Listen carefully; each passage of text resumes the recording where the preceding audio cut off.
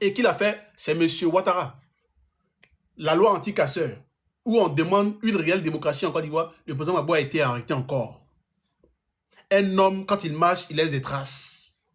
Il marche pour qu'on puisse instaurer la démocratie en Côte d'Ivoire, la liberté à tout le monde. Oh, s'il te plaît, hein, vieux, je sais pas si tu es un vieux ou tu es un jeune, mais il ne faut pas jouer au con. Hein. Faut pas tu as joué au con et t'insulter. Je suis que je suis ton fils, mais je suis toujours au con et t'insulter. Hein. D'accord. Si tu es fatigué, il faut quitter ici. On n'a pas besoin de toi ici. Bande des sauvages là. Vous êtes vieux, vous êtes cons, vous avez vendu le pays aujourd'hui, les gens souffrent, nous les jeunes, on a grandi, on est en train de vous éduquer encore. C'est bête que tu es, ta vie me dit que tu es fatigué. C'est quoi le problème? Bande de sauvages comme ça. Toi, tu es un vieux, tu as des enfants à nourrir, tes petits frères sont en train d'éduquer les gens. Toi, ta vie me dit, on est fatigué de quoi? C'est vous les clochards là, vous avez vendu la Côte d'Ivoire et puis aujourd'hui, vos petits frères sont en train de chercher à libérer le pays. Voilà, des ignorants comme ça, c'est vous qui avez vendu l'Afrique aux Blancs, voilà, en soupe maintenant. Bon, je continue ma lecture.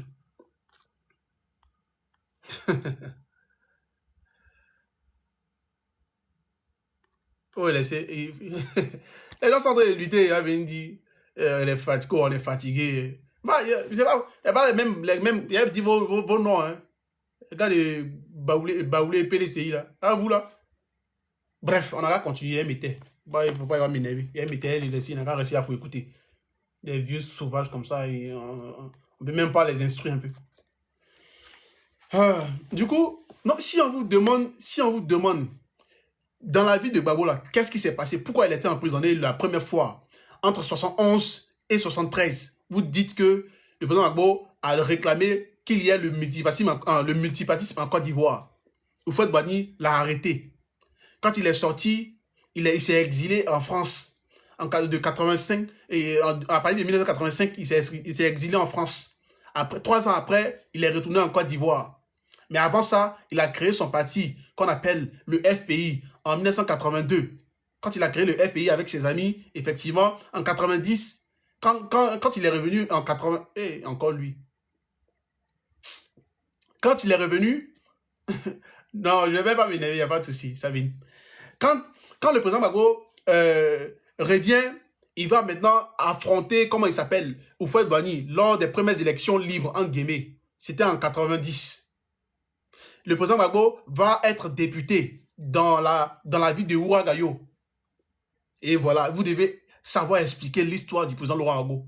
Pour dire, ah, vous suivez un homme, vous n'êtes pas des moutons, vous le suivez parce que vous connaissez son histoire. Vous savez pourquoi vous le suivez. Parce que la dernière fois, on était en réunion et puis on m'a posé la question.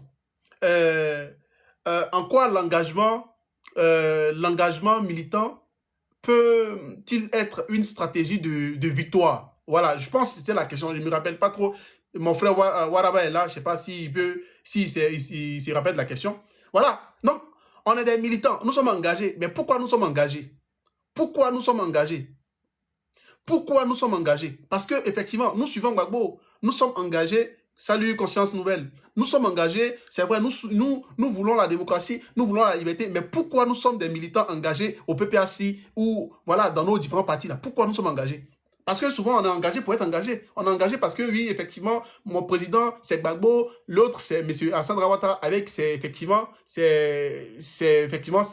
partisans et autres. Voilà, donc pourquoi nous sommes engagés? Donc, cette stratégie de victoire-là, elle doit se concrétiser par non seulement l'engagement que nous mettons en faveur de notre parti, mais nous devons savoir pourquoi on se bat aussi. Nous devons savoir pourquoi on lutte, pourquoi on veut un changement. Et c'est pas ça que commence. Donc tu es engagé, mais pourquoi tu es engagé? Tu es engagé pour qui? Pour toi ou bien pour le monsieur que tu suis là? Tu es engagé pour qui? Voilà, c'est important. On va continuer notre lecture, mes frères et sœurs. On va continuer notre lecture. Merci de tapoter le live. C'est très important. Je veux qu'on soit au moins à 100. C'est très important. Il faut qu'on soit au moins à 100. C'est très, très important. Parce que hier, il y a un Woubi qui a fait live où il y avait plus de 21 000 personnes. C'est là qu'il a vu que la jeunesse ivoirienne est perdue. Donc, il faut tapoter le live. Il faut partager. Il faut sécuriser le live. Il faut qu'au moins on soit à 100. S'il vous plaît. Il faut qu'au moins on soit à 100. Même si on n'arrive pas à atteindre les 20 000 comme le petit Ruby là, mais il faudrait que les 100 personnes qui sont avec moi là puissent écouter ce que je suis en train de lire. Parce que c'est notre histoire. L'histoire de la Côte d'Ivoire, l'histoire du président Laurent Gbagbo. Les gens disent, oui, Gbagbo a donné 2 milliards à Chirac, Gbagbo a donné le poids à Bolloré, Gbagbo a fait ceci, là. Mais vous connaissez, est-ce que vous connaissez réellement l'histoire de la Côte d'Ivoire? Est-ce que vous savez, réellement comment ce monsieur-là s'est battu pour qu'aujourd'hui la Côte d'Ivoire puisse être un pays libre? Mais voilà, aujourd'hui, les mêmes gens du PDCI et autres qui se sont mis avec M. Ouattara, voilà les mêmes gens-là qui sont aujourd'hui tués. Ils ne réclament. Là, on ne libère plus leurs militants qui sont en prison. Hein. Donc voilà pourquoi nous devons connaître cette histoire-là. L'histoire, l'histoire, l'histoire, libre pour la vérité et la justice. Et la seule façon de connaître cette histoire-là, c'est à travers ce livre. Que Monsieur Alassane Dramane Ouattara, avec son pouvoir, ne veulent pas, effectivement, qu'on vende, effectivement, en Côte d'Ivoire. Parce que le livre, là, ça ne se trouve pas en Côte d'Ivoire. Hein. Le livre, là, ça ne se trouve pas en Côte d'Ivoire. Ils ont interdit qu'on vende le livre en Côte d'Ivoire. Ah oui, ce sont les illettrés, je t'ai dit. Hein. Donc, le livre, là, ça ne se vend pas en Côte d'Ivoire, hein, c'est interdit. Vous pouvez l'avoir en PDF, mais c'est l'œuvre du président Gbagbo. Il faut l'avoir en physique, il faut l'acheter. C'est l'œuvre du président Laurent Gbagbo. Même si, effectivement, sur Internet, sur Google, vous tapez Libre pour la vérité et la justice, PDF, vous allez trouver le livre. Vous allez trouver le livre en format numérique, bien sûr. Vous allez lire, vous allez comprendre, vous allez comprendre, vous allez comprendre, vous allez comprendre. Parce que c'est notre histoire. Ils ont menti. Salut, sois salué. Comment tu vas? J'espère que tu vas bien. Ils ont menti. Et nous devons être des acteurs de restauration de la vérité. Nous, là, on doit être acteurs de la restauration de la vérité. Est-ce qu'il a écrit livre? Est-ce que lui, il a écrit livre? Non, mes frères et sœurs, sécurisons le live. Parce que hier, j'ai vu un Woubi qui a fait un live où il y avait plus de 21 000 jeunes. 21 000 jeunes. Ça montre à quel point la jeunesse est perdue. La jeunesse n'a plus de repères. La jeunesse n'a plus de solution. Il faut sécuriser ce live-là. Et quand on parle, je vois encore un commentaire, mais je vais pas afficher. Je suis le seul à voir le commentaire. Et les libérés refoulés, vous n'êtes pas encore fatigués. La haine vous étouffe. Vous envoyez là. Bon, je ne sais pas qui a la haine, mais c'est pas grave. Je ne sais pas qui a la haine, mais c'est pas grave. Vous voyez, tout le monde est libérien, il n'y a pas de souci. Moi, je sais que s'il voit rien 100%, de par mes parents, de par mes grands-pères et autres. Donc, bref, on va continuer de tapoter, on va continuer de sécuriser les lives. Moi, je vais continuer de lire, de partager la bonne nouvelle. Voilà. Bon, yo, Kwame, je vais continuer ma lecture. Alors, pour échapper à la répression, bon, pour ceux qui viennent d'arriver là, pour vous spécialement, hein, je vais reprendre la partie là. Qui est le président Gbagbo? Qui est-il? Voilà. Quant à Laurent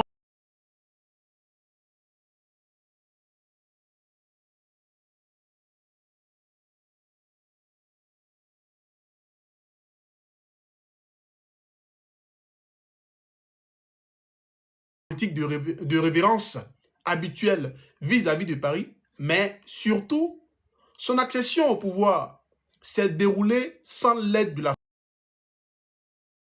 France. Sa très longue expérience politique le rend difficilement manipulable. Son cheminement reprend celui de beaucoup d'Africains, issus de familles modestes, qui ont fait carrière. Pourtant, il est de ceux qui n'entrent pas dans le rang, rêvent d'émancipation et de progrès. Il a obtenu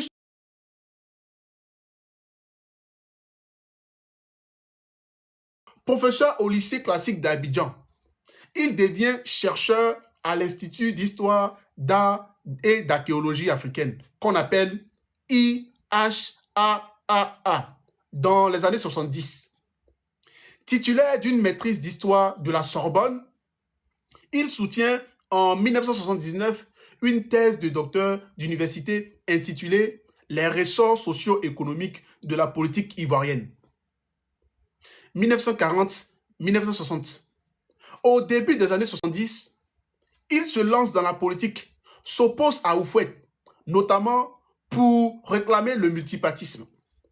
Il est emprisonné de mars 1971 à janvier 1973, à la suite de grandes manifestations lors desquelles les Ivoiriens, notamment les étudiants, je tourne la page, notamment les étudiants réclament la démocratie. Gbagbo, le combattant de la démocratie, devient le chef incontesté des manifestants. Il crée le FPI en 1982, qui milite pour la fin du parti unique et l'instauration d'une véritable démocratie en Côte d'Ivoire. Pour échapper à la répression qui touche les démocrates, il doit s'exiler en France en 1985, pendant 3 ans. Revenu à Abidjan, il est nommé à la direction de l'IHAAA. Je vous ai dit, c'est Institut de quoi là même? D'histoire et d'archéologie africaine, voilà. Je vous ai dit ça tout à l'heure. Et fait campagne pour le multipartisme. En octobre 1990, il se dresse devant la statue du commandeur lors des premières élections présidentielles libres. Donc, il va se dresser contre Houphouët-Boigny. Il y gagne le statut de chef de l'opposition. Gbagbo est élu député de la région de Ouagaïo aux législatives de novembre la même année. En février 1992, il est arrêté en tant que leader de l'opposition après des manifestations étudiantes réclamant l'instauration de la démocratie. Donc, il a été encore arrêté en 1992, donc février 1992. Donc, effectivement, lorsque M. Alassane Dramane Ouattara était Premier ministre, donc la loi anti-casseur, je crois que s'il ne dit pas de bêtises, hein, voilà, ils l'ont arrêté encore. Je continue ma lecture. Voilà. Il est condamné à 2 ans d'emprisonnement. Ado, comme on l'appelle déjà, avait fait signer une loi anti-casseur, voilà, par le président Houphouët-Boigny, la veille de l'arrestation de Gbagbo, pour pouvoir embastiller le trublion de la République. Donc, le président Gbagbo a été arrêté par le même là, Alassane Dramane Ouattara, qui est aujourd'hui au pouvoir, qui écarte tous les candidats des Ivoiriens de souche pour se maintenir au pouvoir illégalement. Il fait arrêter le président Gbagbo en faisant signer à M. Houphouët-Boigny une loi anti-casseur. Parce qu'il visait le président Laurent Gbagbo en ce moment-là. Je continue. Ouattara, ancien haut fonctionnaire du FMI, a été nommé Premier ministre sous pression. Écoutez, hein, a été nommé sous pression de la France pour organiser la dévaluation du franc CFA. Écoutez, je suis en train de lire La Vérité et la Justice. Je suis en train de lire La Vérité et la Justice. Écoutez, écoutez, d'accord. Ouattara, ancien haut fonctionnaire du FMI, a été nommé Premier ministre sous pression de la France pour organiser la dévaluation du franc CFA et restructurer, en la privatisant, l'économie ivoirienne. Vous voyez qui est à la tête de la Côte d'Ivoire là? Est-ce que vous voyez qui est à la tête de la Côte d'Ivoire? Le monsieur là. Il a fait les écoles occidentales. Il les connaît mieux que quiconque. Voilà. Donc, il est venu en Côte d'Ivoire là, spécialement pour détruire les Ivoiriens. Voilà pourquoi il a utilisé la religion et les gens du Nord pour venir, pour dire les Ivoiriens, pour se maintenir au pouvoir. Voilà l'homme. Voilà l'homme qu'est M. Alassane Dramane Ouattara. Il n'a rien, absolument rien d'Ivoirien. Parce qu'un Ivoirien de souche ne peut pas permettre à ce qu'on tue ses frères. Ce n'est pas possible. Un Ivoirien de souche va même s'asseoir et pleurer les gens de Nayo. Un Ivoirien de souche va même pleurer les morts. Un Ivoirien de souche va même s'asseoir et puis réfléchir comment faire la paix avec tous les partis d'opposition. C'est ça un Ivoirien de souche. Mais il n'a rien de ça. Il n'a absolument rien de ça. Et ils l'ont amené juste en Côte d'Ivoire pour dévaluer le franc CFA. La dévaluation du franc CFA, c'est ça. Ça a un impact négatif, un impact destructeur sur le panier de la ménagère, sur la vie des Ivoiriens. Et encore, cette personne est revenue encore, ces conneries-là. Voilà, j'ai bloqué ça. Donc, mes frères et sœurs, Voilà l'homme qu'est M. Alassane Ouattara, qui aujourd'hui s'en fout de nous, qui ne nous considère pas, que les gens sont en train d'aduler, idolâtrer. Mais à la fin de ce gars-là, à la fin de son règne, vous allez voir que les Ivoiriens vont récupérer le pays. On va récupérer notre pays. Et maintenant, ceux-là qui se sont mis avec lui pour nous faire du mal, là, on va voir où ils vont rester. Mais bon, on va continuer la lecture parce qu'il est important de continuer la lecture. Ouattara, ancien haut fonctionnaire du FMI, a été nommé Premier ministre sous pression de la France pour organiser la dévaluation du franc CFA et restructurer, en la privatisant, l'économie ivoirienne. Définitivement, les termes du problème sont posés. Gbagbo n'a pas été choisi ni par Houphouët, ni par la France, ni par les institutions internationales. Il n'est redevable de rien. De là à conclure qu'il est dangereux ou anti-français. Pourtant, en 10 ans, je suis allé 3 fois en France et 1 fois en Chine sur invitation. Où est le problème? C'est le président Gbagbo qui pose la question. Il répond à sa propre question, celle du péché originel. Je voulais seulement donner un sens au mot indépendance. Je voulais donner seulement un sens au mot indépendance. Depuis 1960 et le règne de Houphouët-Boigny, inventeur, dit-on, du terme France-Afrique, ce système d'emprise financière, économique et politique, né sous une décolonisation de façade, fonctionne toujours sans dire son nom. En dépit d'annonces régulières de sa fin prochaine, plus de 50 ans après la cession à l'indépendance des pays francophones d'Afrique noire. En 1991, c'est encore le temps d'Houphouët, homme fort de la France en Afrique depuis les indépendances de 1960. Laurent Gbagbo l'analyse dans Agir pour les libertés. Voilà ce que cette partie a dit. Écoutez, hein. En Côte d'Ivoire, les plus hautes autorités de l'État ne font guère confiance aux Ivoiriens. Toutes les responsabilités, les vraies, sont confiées à des Français. Les Ivoiriens n'ayant que des titres de responsabilité de façade, des responsabilités de seconde zone. Chaque ministre a dans son cabinet, chaque ministre a dans son cabinet au moins un Français. Et je ne suis pas généreux. Les ministères vitaux, économie, finances, plans, etc., sont pratiquement inondés.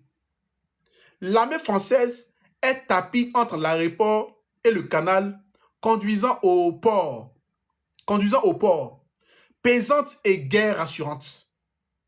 Quand un de ceux qui ont véritablement entre leurs mains les rouages de l'économie, de la politique de notre pays, brise le silence complice qui entoure la Côte d'Ivoire pour porter à la face du monde ne serait-ce qu'un tout petit aspect des pratiques politiques de celui qui règne et gouverne, il y a là un signe, un symbole, le roi est nu.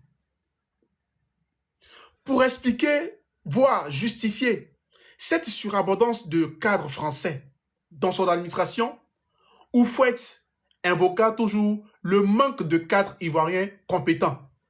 Donc Houphouët-Boigny dit que s'il y a beaucoup de fonctionnaires blancs français dans nos administrations, là, c'est parce que nous les Noirs, là, nous les Noirs ivoiriens, là, on n'est pas assez compétents. Il n'y a pas assez de cadres compétents.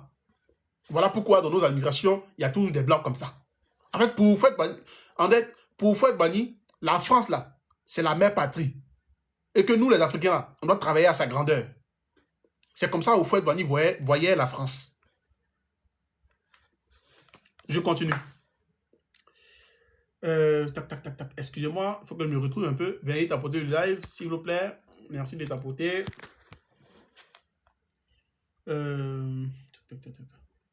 Ok. En 2014, rien n'a fondamentalement changé en Côte d'Ivoire, ni dans la plupart des pays francophones d'Afrique. Si les réseaux de barbouzes des années 60 à 80 ont quand même l'acheter. Sinon, vous pouvez l'avoir en version chose PDF. Il faut la voir, il faut lire ça, c'est très important. Ah, ok, super. Je pense qu'il y a, tu peux en avoir là-bas aussi. Tu peux en avoir là-bas aussi. C'est très bien. Faut lire ce livre-là, s'il te plaît. Parce qu'on nous a trop menti. Bon, moi, personnellement, on m'a pas menti, hein. Mais quand il dit on nous a trop menti, là, ce sont nos frères du Nord, là. Il y a beaucoup qui ont pris balle perdu cadeau. Il faut qu'on arrive à passer cette information-là. Il faut qu'on arrive à passer l'information de la bonne vérité. Parce qu'il y a la mauvaise vérité. Toute vérité n'est pas bonne à dire, comme les gens disent, mais il faut dire la vérité. Il faut dire la vérité. Le président Gbagbo a souffert. Il a été emprisonné. Il a été injustement accusé à tort de quoi? D'avoir commis des crimes. Mais ils l'ont libéré. Il vient en Côte d'Ivoire, M. Alassane Ouattara, avec l'aval de ses maîtres français. Lui, on dit de ne pas mettre Gbagbo sur la liste électorale. Ils n'ont pas mis Gbagbo sur la liste électorale. M. Alassane Ouattara est resté au pouvoir. Les gens de Nahayo, on les a brûlés vifs. M. Alassane Ouattara n'a pas été capable de dire un mot. M. Alassane Ouattara a traité une partie de la population de chiens. Voilà comment il dirige le pays. Et puis il veut mettre maintenant aujourd'hui son frère ou son fils, d'après les gens. Photocopie. Comme si la Côte d'Ivoire était un royaume. Et nous, on est assis, on regarde, on fait quoi? Je vois un jeune, il s'appelle quoi là? Kevin SPL quoi là, qui fait live. Un Woubi, qui fait live, où il y a 21 000 jeunes qui suivent ça. Pendant que nous sommes en train de lire, pendant que nous sommes en train d'éveiller les consciences, pendant que nous mettons notre vie en danger, pour vous-même. Moi, je mets ma vie en danger, parce que quand je parle comme ça, là, voilà, on a raté. Tu vas voir lui là, ses parents vivent dans Psychobois. Parce que moi, il n'y a pas ce problème de Psychobois là. Tu vas voir, ses parents vivent dans Psychobois. Il dit on a raté. Tu vas voir, même, il n'a même pas un compte en banque. Tu vas voir lui là, il n'arrive même pas à manger 2 repas par jour. Lui qui dit on a raté là. Vous voyez? Voilà l'animal qui vient dire on a raté. Un gars comme ça, c'est cet animal là. C'est grâce à cet animal là qu'aujourd'hui la Côte d'Ivoire souffre. Parce que demain, si les Occidentaux veulent venir nous coloniser la Côte d'Ivoire encore là, à travers les Libanais là, c'est sûr qu'ils vont voter pour les Libanais. Voilà l'animal qui est capable de voter pour les Libanais qui dit on a raté là. C'est ça là.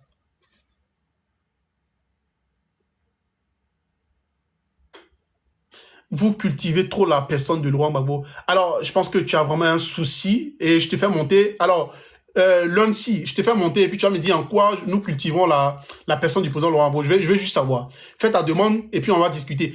Vous qui voulez faire effectivement, vous qui voulez un des trois, vous qui voulez faire vos demandes là, faites vos demandes, désolé. On va aller vite. Nous sommes à la page 30. Je vais m'arrêter là pour aujourd'hui. Tous ceux-là qui veulent monter pour qu'on puisse échanger là, faites vos demandes, mes frères et sœurs. Faites vos demandes. J'écoute lundi midi. On cultive la personne du président Gbagbo là. Oui. Bonsoir frère, comment tu vas? J'espère que tu vas bien. Vas-y, bonsoir. Alors, moi, j'estime que vous êtes dans une posture de culture d'une personnalité politique, dont Laurent Gbagbo.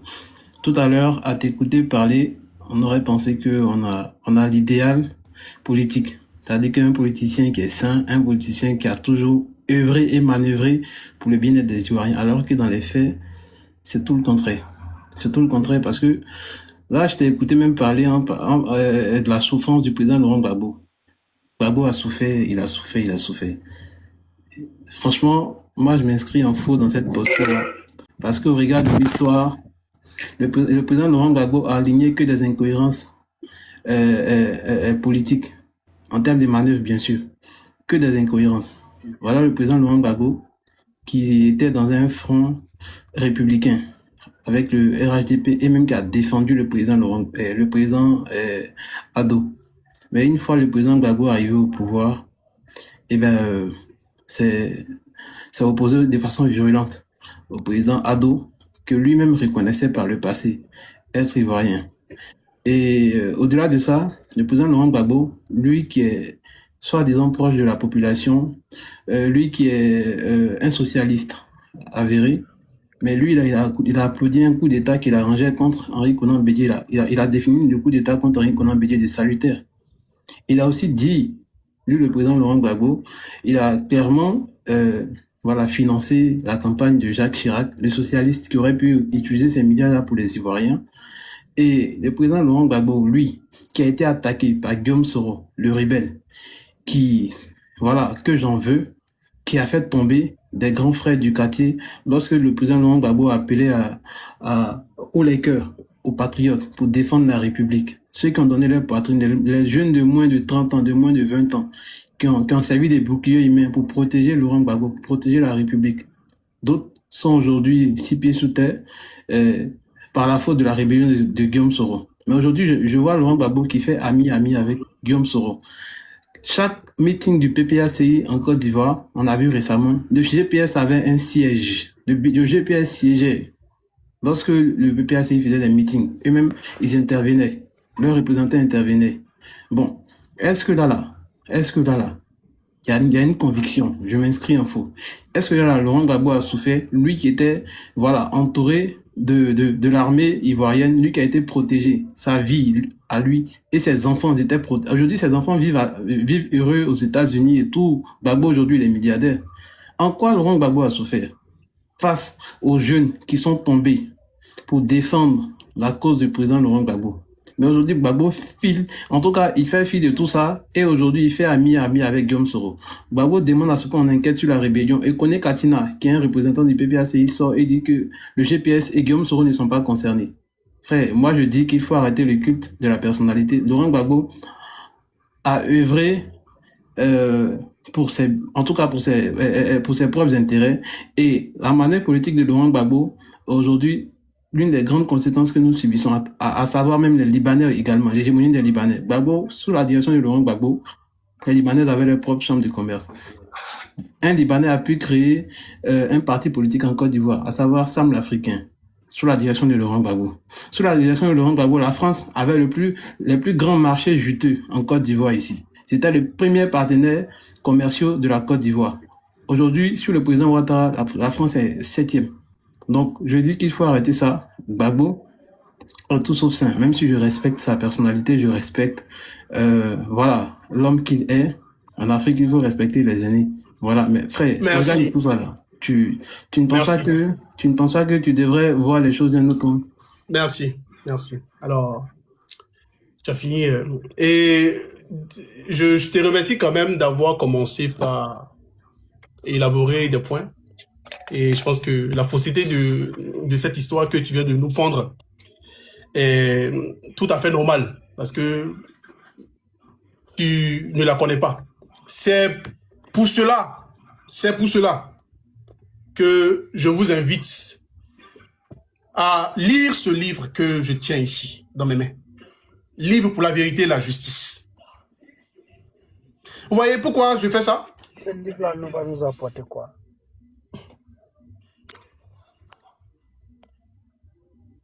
Ferme ton micro, s'il te plaît. Il faut être un peu sage. Voilà pourquoi je vous invite à lire Livre pour la vérité et la justice, pour comprendre réellement l'histoire de notre pays, l'histoire de la Côte d'Ivoire. Et en t'entendant parler, je pense que tu es un RDR, ou un RHDP du moins. Ça me va. Je commence déjà à te dire que tout ce que tu viens de dire là est totalement faux. Dans un premier temps, quand tu dis que nous sommes des suiveurs, ou nous faisons effectivement, en guillemets, nous faisons le culte de la personne, donc la personnalité, en guillemets. Les gens qui sont morts là, que tu as cités par exemple tout à l'heure, ne sont pas morts pour Gbagbo. Ils sont morts pour défendre une cause. Ils sont morts parce qu'ils aspiraient à un changement véritable en Côte d'Ivoire. Toutes ces personnes qui connaissent réellement l'histoire de la Côte d'Ivoire et qui connaissent réellement l'histoire de M. Laurent Gbagbo savent comment cet homme-là s'est battu pour que, effectivement, chaque Ivoirien puisse y trouver son compte. C'est pourquoi tout à l'heure j'ai dit, mes frères et sœurs, écoutez très bien ce que je vais lire, parce que c'est très très important, pour ne pas que quelqu'un vienne vous dire autre chose. Tu m'as écouté, effectivement, ça m'a plu, parce qu'il a dit, ah, il a souffert. Le président Laurent Gbagbo a souffert, effectivement, dans un premier temps. Lorsqu'il a été emprisonné pour la première fois, en demandant à ce qu'on puisse avoir le multipartisme en Côte d'Ivoire, sous Houphouët-Boigny, de 71 en janvier 73. Lorsqu'il s'est battu avec les étudiants, pour qu'on puisse avoir le multipartisme en Côte d'Ivoire, le multipartisme, je pense que tu sais c'est quoi c'est? Qui a permis aujourd'hui à M. Alassane Ouattara, qui n'est pas le créateur du RDR, de diriger la Côte d'Ivoire aujourd'hui. Un homme qui part en prison pour des causes du peuple, avec le peuple, et pour les convictions pour une Côte d'Ivoire meilleure, cet homme-là a souffert pour ce peuple. Voilà en quoi je dis, il a souffert pour le peuple. Et oui, on le sait tous. Mais, au-delà même de sa souffrance personnelle, il y a une souffrance collective. Et cette souffrance collective-là, c'est parce qu'il a souffert pour que toi, aujourd'hui, là, tu puisses être avec M. Alassane Ouattara et dire que M. Gbagbo n'a rien fait pour la Côte d'Ivoire. Et donc, il a défendu des intérêts personnels. Lorsqu'il était donc dans sa résidence présidentielle et qu'on le bombardait, toi, je pense pas que tu sois encore en Côte d'Ivoire ou je ne sais pas où. Je ne pense pas. Parce qu'un monsieur qui, selon toi, était sécurisé par l'armée de Côte d'Ivoire et autres, ça me fait rire, mais qui était pilonné dans sa résidence présidentielle. Il a demandé effectivement à M. Tagro de sortir un drapeau blanc. Comme quoi, on déposait les armes. On a vu ce qu'ils ont fait à Tagro.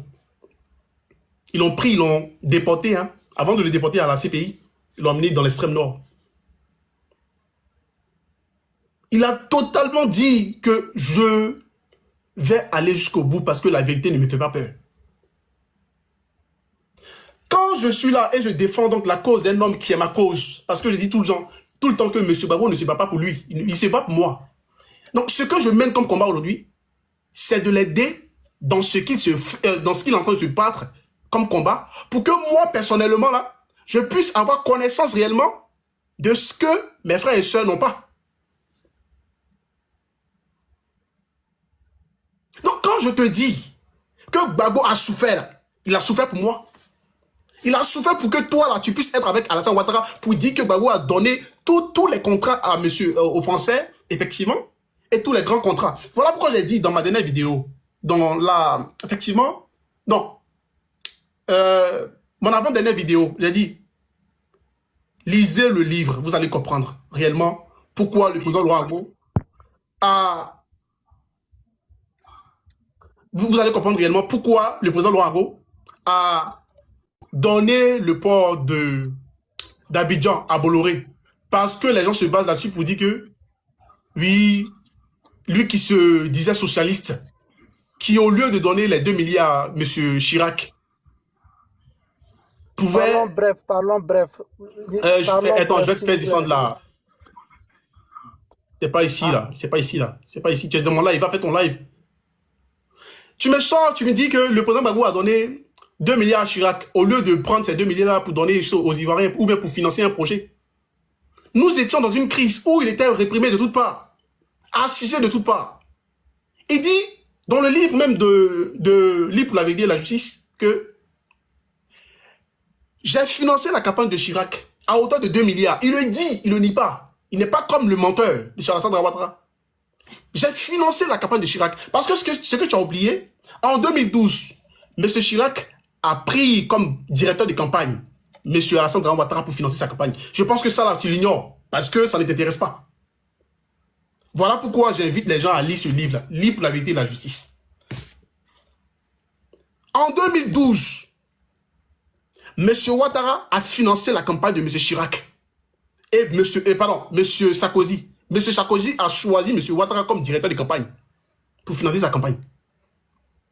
Mais puisque c'est Laurent Gbagbo qui vous intéresse tant, alors il n'y a pas de souci.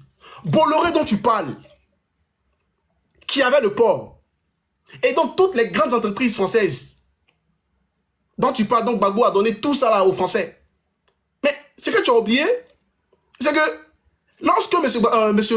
Ouattara a pris le pouvoir, toutes nos entreprises, tous nos secteurs clés étaient aux mains des Français. C'est tout récemment qu'il a essayé de diversifier entre guillemets, avec des partenaires, surtout, hein, donc le plus grand, effectivement, le plus grand, comment je vais appeler ça, partenaire économique de la Côte d'Ivoire, c'est l'Union européenne. Je pense que tu le sais, effectivement. Donc, ne dites pas ce que vous ne savez pas. Monsieur Gbagbo n'est pas ami avec Guillaume Soro pour des raisons personnelles. Tu dois le savoir. Monsieur Gbagbo n'est pas ami avec Guillaume Soro pour des raisons personnelles, parce que c'est un Ivoirien. Et il trouve injuste que ce monsieur-là soit à l'étranger. Je ne défends pas monsieur Guillaume Soro. Au contraire. Parce que je voudrais que la justice soit appliquée à tout le monde. On ne fait pas d'alliance avec qui que ce soit ici. Mais ça, c'est autre chose. Je pense que c'est un truc dont on ne devait même pas parler, même effectivement. Mais j'estime que c'est important pour les mémoires de nos disparus, tu vois, pour le respect de nos disparus. Alors, ça viendra. Mais ce que tu dois savoir, à ce niveau-là, ça viendra parce que celui qui est au pouvoir, qui doit s'en charger, n'est pas capable de le faire. Non, on ne demande pas aux gens qui ne sont pas au pouvoir, mais qui sont dans l'opposition, de venir rétablir la justice pour les morts ou pour les mémoires. Sinon, je te prendrai, monsieur Ouattara. Une petite question, s'il te plaît, sur ce point-là, parce que en tout cas, c'est intéressant de discuter avec toi. Et voilà, moi, je ne suis pas figé et je cherche à comprendre aussi également. Voilà. Une question. On entendait Guillaume Soro dire à Charles Blé Goudé d'arrêter d'avoir faim à l'extérieur et de venir se présenter à la justice de son pays s'il estime qu'il est innocent. Tout en sachant que la justice pouvait être manipulée et aux autres. Mais il a dit ça, tout en tout cas avec un air condescendant. Maintenant, aujourd'hui, Guillaume Soro, lui, qui s'attaquait à la nation, qui a menacé la stabilité de la nation, qui lui hier est le seul en tout cas qui a revendiqué être le chef opérationnel de la rébellion. Ce dernier-là, la justice ivoirienne le convoque et il refuse de venir. Est-ce que c'est un acte? C'est-à-dire que est-ce que Guillaume Soro a été jeté en exil? J'estime que non, puisque la justice le convoque et il refuse de venir. Ils ont posé la question au ministre. Le ministre a dit que Guillaume Soro peut rentrer. Et c'est quoi ta question pour moi? Voilà, la question, ce que je veux savoir, c'est que Gbagbo, qui a été attaqué par Guillaume Soro, et lui-même l'a dit à plusieurs reprises dans ses interviews au consort, est-ce que tu trouves normal, est-ce que tu trouves juste que Gbagbo revendique le président Gbagbo, ouais. Voilà, le président Gbagbo revendique les droits constitutionnels de Guillaume Soro, mais lui ne fait même pas fi de parler de Charles Blé Goudé qui a été un compagnon de lutte un temps soit peu. Alors, ce que tu dois savoir, c'est très simple, c'est que Charles Blé Goudé n'est pas Guillaume Soro. Guillaume Soro n'est pas Charles Blé Goudé. Et le président Gbagbo sait ce qu'il fait. Je ne suis pas... C'est ce qui est bien avec les personnes lesquelles je discute, effectivement.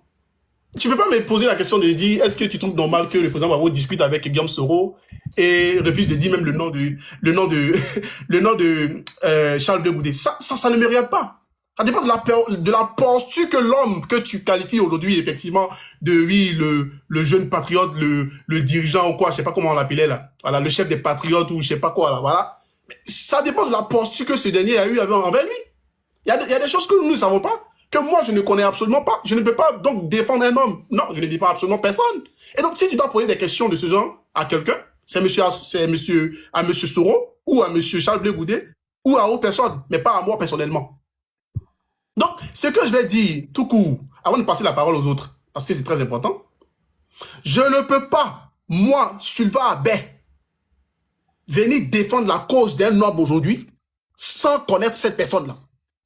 Je suis en train de défendre mon leader, qui est le président Gbagbo, parce que je sais qu'il a écrit des livres, il a posé des actes qui font de cet homme-là un homme qui a la vision du peuple et qui a ma vision. Donc, si aujourd'hui je parle en sortant les preuves, c'est parce que je sais que nous avons vécu ce genre de choses.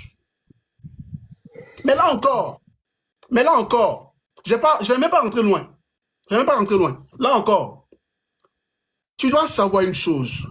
Tu es monté parce que tu as pris le temps de m'écouter. Je pense que malheureusement, tu n'as pas pris le temps de tout entendre. Je ne pense pas. Tu n'as pas tout entendu. Tu passais, tu as entendu certaines parties. Voilà pourquoi tu es monté, parce que tu as entendu Guillaume Soro. Voilà, effectivement. Malheureusement, j'aurais voulu que tu écoutes depuis le début, lorsque je lisais. Mais bon, bref. Attends, excuse-moi, juste une dernière question et puis je descends, pardon. Je sais qu'il n'y a plus ton temps. Je vais passer la parole aux autres d'abord. D'accord, ok, j'attends. C'est très important, je vais te répondre tout à l'heure. C'est moi. Ben Fofana, vas-y, ouais. Bien avant de continuer mon allocution, j'aimerais dire bonsoir à tous. Je me nomme Monsieur Ben Fofana. Bon, concernant le sujet que vous avez abordé concernant le livre, moi j'aimerais vous parler de certain nombre de choses. Parce que l'histoire politique de la Côte d'Ivoire est un peu complexe au fait. Donc on ne peut pas s'attarder sur les choses qui sont, pour ne pas dire inutiles, sans toucher le fond de cette histoire au fait. Voilà. Maintenant, les problèmes se situent, selon moi, au niveau de la rébellion. Parce que l'histoire politique, les faits marquants de l'histoire les faits marquants de l'histoire politique de notre pays s'accentuent sur la rébellion en fait. Pendant que le président Laurent Gbagbo a exercé librement son pouvoir, il y a des personnes qui sont venues s'attaquer à son pouvoir. Bien avant que ces personnes ne viennent là, ils avaient au moins des objectifs à atteindre. Parce que ce sont des personnes qui ont été démises de la fonction militaire par le président Henri Konan Bédié, qui se sont réfugiés dans les pays frontaliers de la Côte d'Ivoire. Tu vois, quand ces personnes-là ont voulu revendiquer leurs droits, je pense bien que ceux qui étaient au Burkina, le président Blaise Compaoré a pris la peine d'avertir le président Laurent Gbagbo. Je pense que nous devons confier Il avertit quoi? Il notre... avertit quoi? L'avertir pour dire qu'il y a il y avait des militaires qui étaient là, chez lui là-bas, qui étaient au Burkina là-bas, qui étaient prêts à s'apprendre à la Côte d'Ivoire en fait. Au contraire, il a refusé. Non, non, non. Il a réfuté, je veux dire. Il a réfuté. Qu'est-ce que tu penses du propos où Laurent Gbagbo disait je vois le dos du nageur? Il savait. Alors, il a réfuté et il en a parlé à Villepin, qui était le ministre des Affaires étrangères en ce moment-là. Et Villepin a dit Compaoré, le président du Burkina que je connais. Coupe ton micro, s'il te plaît, en attendant. Mon frère. Yohan. Oui, je vous écoute. Non, attends, je vais couper le micro de Yohan parce que ça fait un peu de bruit. Yohan, faut couper ton micro, j'arrive pas à couper. Voilà.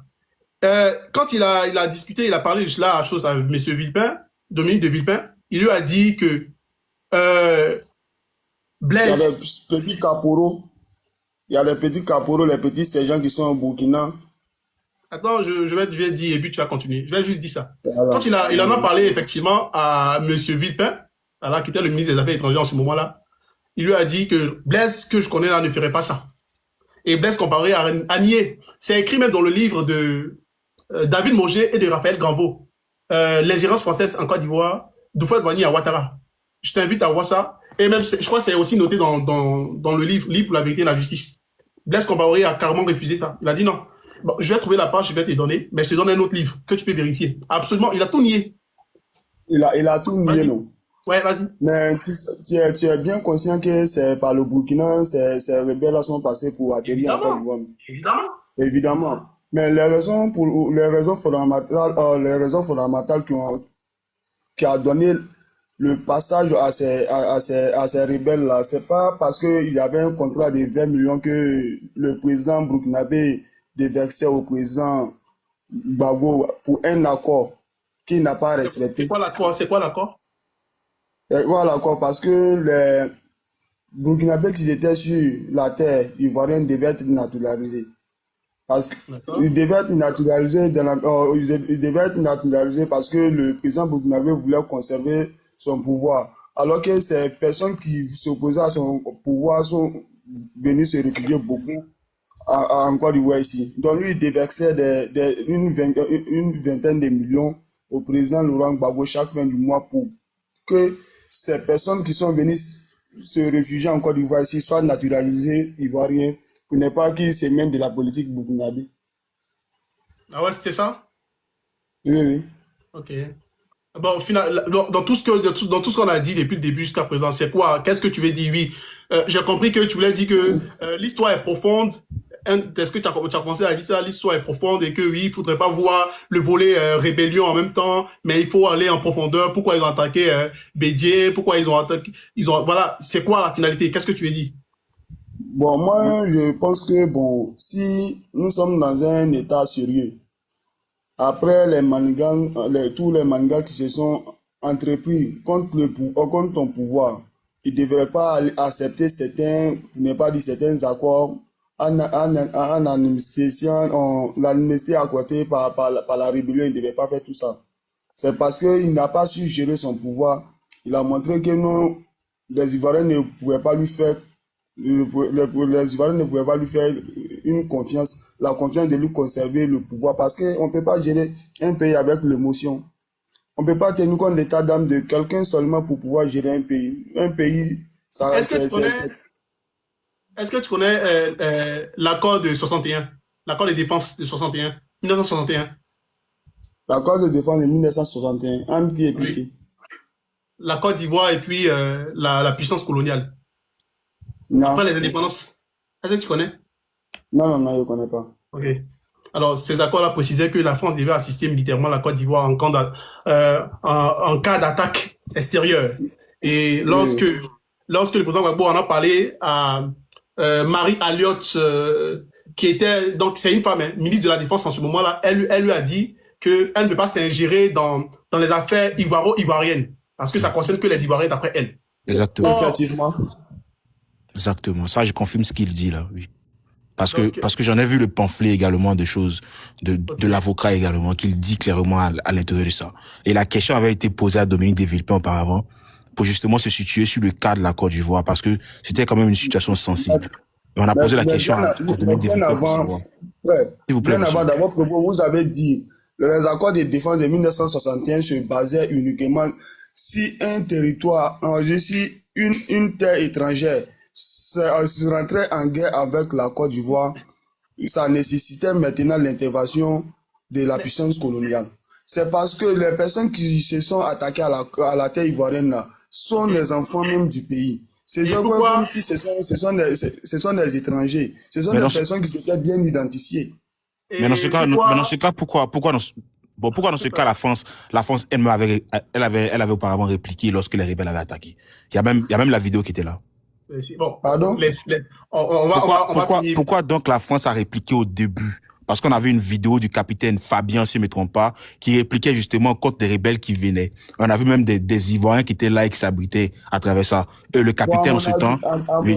à mon avis, c'est parce que les rebelles n'ont pas procédé par, Alors, quand, quand ils ont décidé de faire les interventions là, quand la France a demandé un cessez-le-feu pour pouvoir faire, comment dirais-je, une négociation là, ils n'ont pas voulu faire cela, c'est à cause de ça la France a accepté La France a accepté quoi exactement? d'intervenir. Ok. bon, ok, d'accord. Bon, si tu as fini, c'est bon? Ben, C'est comme Mais si c'est la question. Sylvain, s'il vous plaît, je veux juste avoir une motion d'une minute. excuse-moi, pour la motion, attends, il y a les autres d'abord. Est-ce que les autres acceptent que tu fasses la motion avant de passer? Est-ce que tu acceptes la motion? Il faut qu'il fasse la motion vite fait. Les autres, dites-moi. Hein. Ok, vas-y, Job. Il peut comme Oui, ça peut oui, le problème ici, c'est justement de se poser la question. Même si c'est une thématique à traiter. Est-ce qu'il y a un acte, justement, qui pourrait justifier une rébellion ou une prise d'armes? C'est la question d'abord qu'il faudrait poser. On n'en voit pas. Parce que lorsque nous sommes épris de la démocratie, lorsque nous sommes républicains, il n'y a aucun acte qu'un président, ou peu importe cet acte-là qu'un président pourrait poser, qui va nous pousser à aller prendre des armes et à attaquer notre pays. Parce que dans cette rébellion-là, il n'y a pas seulement que les partisans du président Gbagbo qui ont perdu la vie. Il y avait également des personnes qui n'avaient rien à voir avec la politique, qui ont également perdu la vie. Mais est-ce que la cause donnée par ces rebelles-là pour pouvoir attaquer la Côte d'Ivoire ou déstabiliser le pouvoir du président Gbagbo a justement eu lieu, ou est-ce que cette cause-là était valable? C'est la question qu'il faudrait poser à ceux qui viennent pour essayer justement de justifier une rébellion. Parce que pour moi, la rébellion n'a pas à être justifiée, d'être condamnée. Peu importe, même si la revendication semble noble pour certaines personnes, il faudrait toutefois condamner cette rébellion-là. Parce que les Ivoiriens, quand même, il y a même des témoignages pas possibles sur YouTube où des gens ont perdu les papas qui étaient soldats militaires, des lieutenants qui ont perdu la vie à Boaké, qui ont dépassé tout ça. Et ces personnes-là ne voulaient pas vivre sans paix. Mais grâce à la rébellion aujourd'hui, nous constatons cela. Et pour moi, il faudrait condamner la rébellion et non à justifier. Merci. Alors, Allô? avant de... oui, Ben, oui, vas-y, Non. vite fait. Concernant ce qu'il vient de dire là, Moi, personnellement, je ne suis pas d'accord avec la rébellion. Je ne cherche pas non plus à justifier la rébellion. Mais moi, ce que j'aimerais signifier, c'est le manque de responsabilité du régime du président Gbagbo, en fait.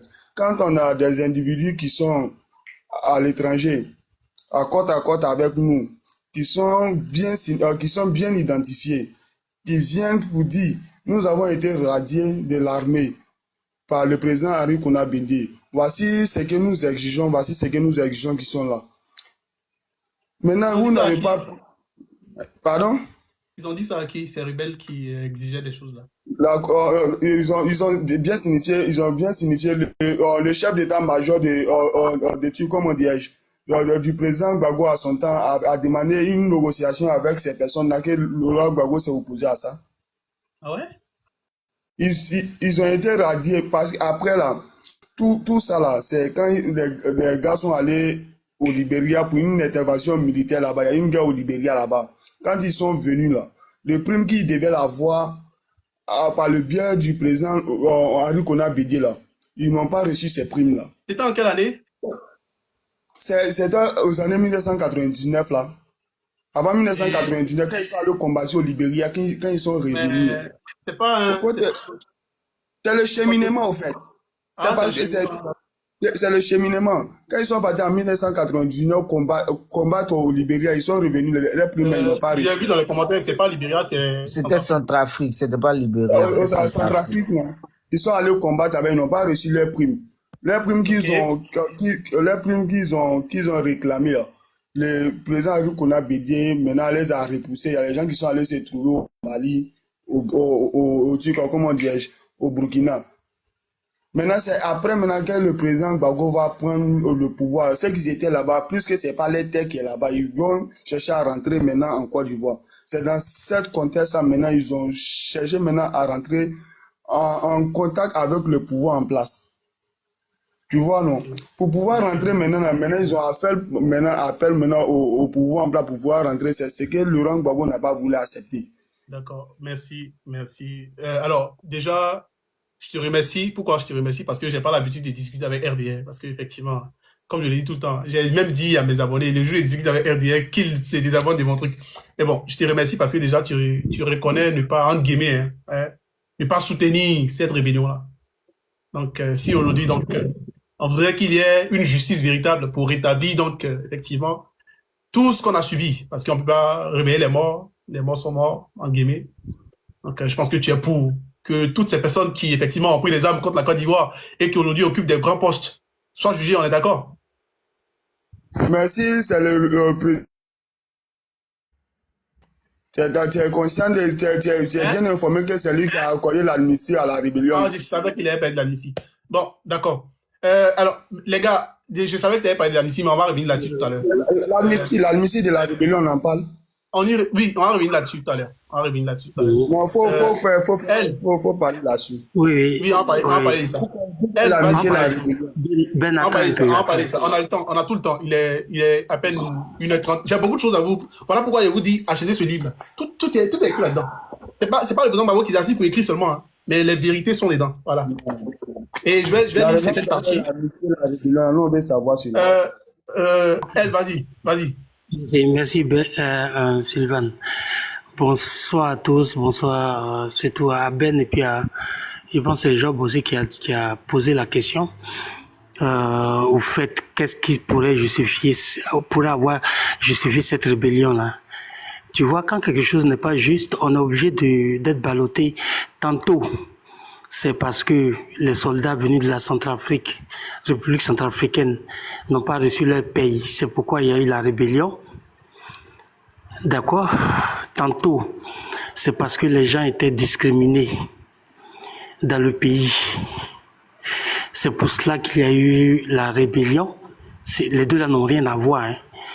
Bon, c'est quand eux là, nos frères RDR rencontrent les gens de la sous-région, ils leur disent sur leur panel que dans Abidjan qui était calme comme on connaît là, que avant on brûlait les gens de la sous-région dans nos villes. C'est un film, quoi. Un film. C'est-à-dire qu'on les brûlait, on les brûlait, on les brûlait. Ok. Donc, c'est ça qu'il raconte. Et actuellement, mais de temps en temps, ils reviennent là-dessus.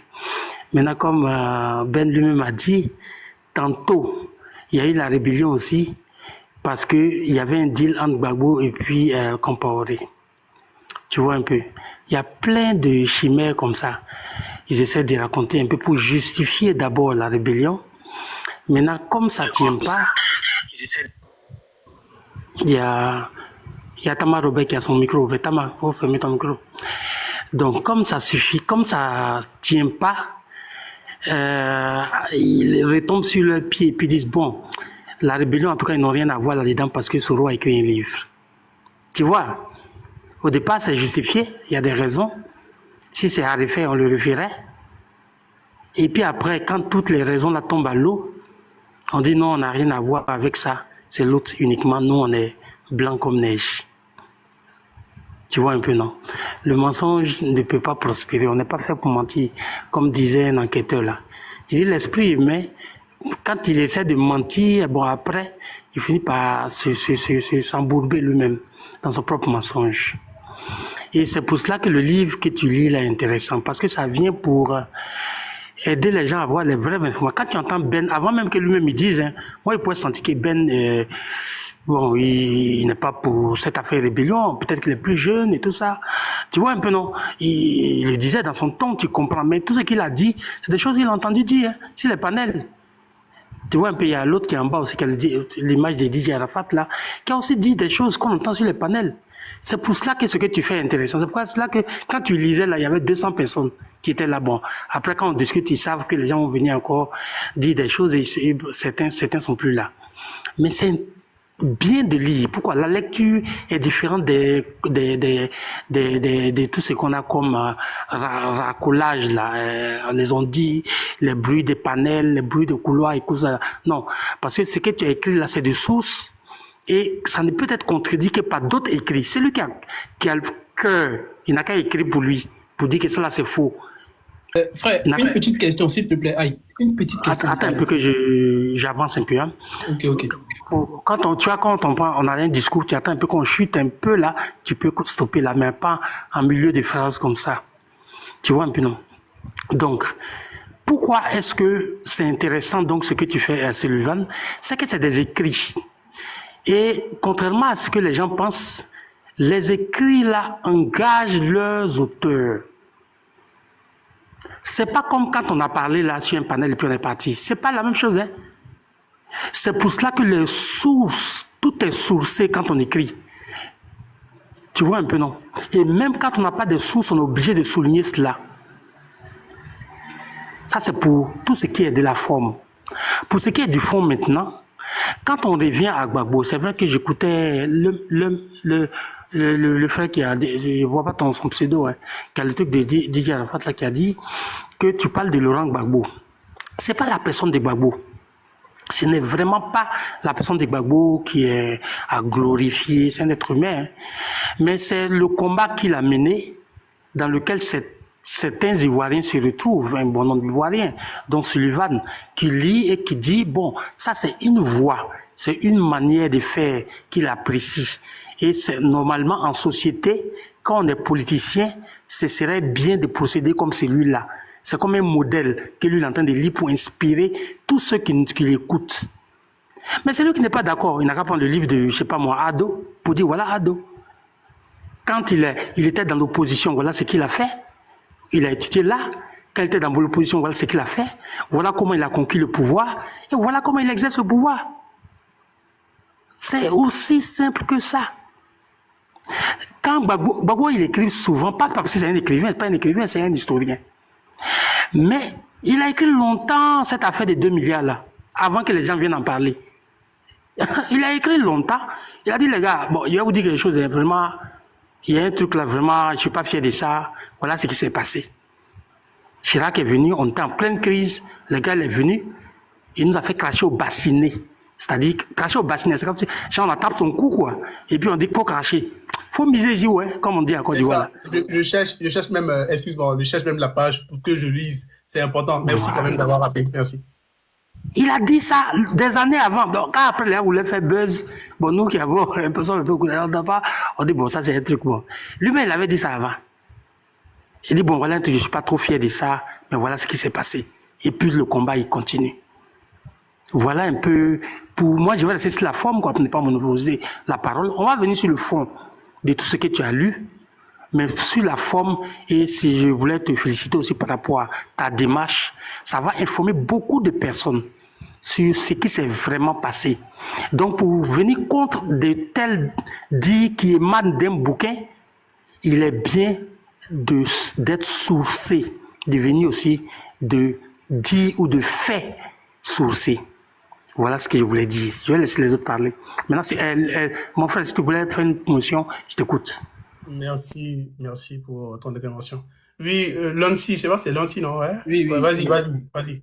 Bon, j'ai bien écouté le gars, et il a toujours souligné le fait que l'importance, en tout cas capitale, d'évoquer, en tout cas de faire écouter, de faire comprendre le contenu de ce livre. Mais objectivement, est-ce que lui, il estime que ce livre-là est une explication, disons, impartiale de la situation politique en Côte d'Ivoire, de tout ce qui s'est passé? Est-ce que les explications que ce livre va donner là ne va pas donner une impression de la version, d'une part, de quelqu'un qui est partie prenante de la situation et des problèmes que nous avons connus en Côte d'Ivoire? Parce que moi, j'estime que c'est juste la version d'une partie prenante, mais ce n'est pas la version rationnelle et ce n'est pas la version impartiale. Donc, est-ce que, dans le fond, est-ce qu'on peut prendre ça pour référence, tout ce que ce livre va évoquer? Est-ce qu'on peut prendre ça pour référence? Excuse-moi un peu. Évoquer l'histoire. C'est une bonne question. Il pose une bonne question là. C'est une question, comment on peut dire, c'est didactique. C'est-à-dire que c'est comme à l'école là. C'est comme quand le prof a parlé. A dit, mais monsieur, cette formule que vous nous donnez là, c'est quitter où? Est-ce que c'est scientifique? Tu vois un peu, c'est la question qu'il pose. Et ça peut aider tout le monde à comprendre ce que tu es en train de faire, ce qu'on est en train de dire. Et ça, il faut qu'on le retienne. C'est bon. Cette nouvelle génération ne peut pas faire la politique comme parfois vos vieux pères, là, sont sur des panels, ça raconte des trucs et puis ils sont là, ils tournent en rond.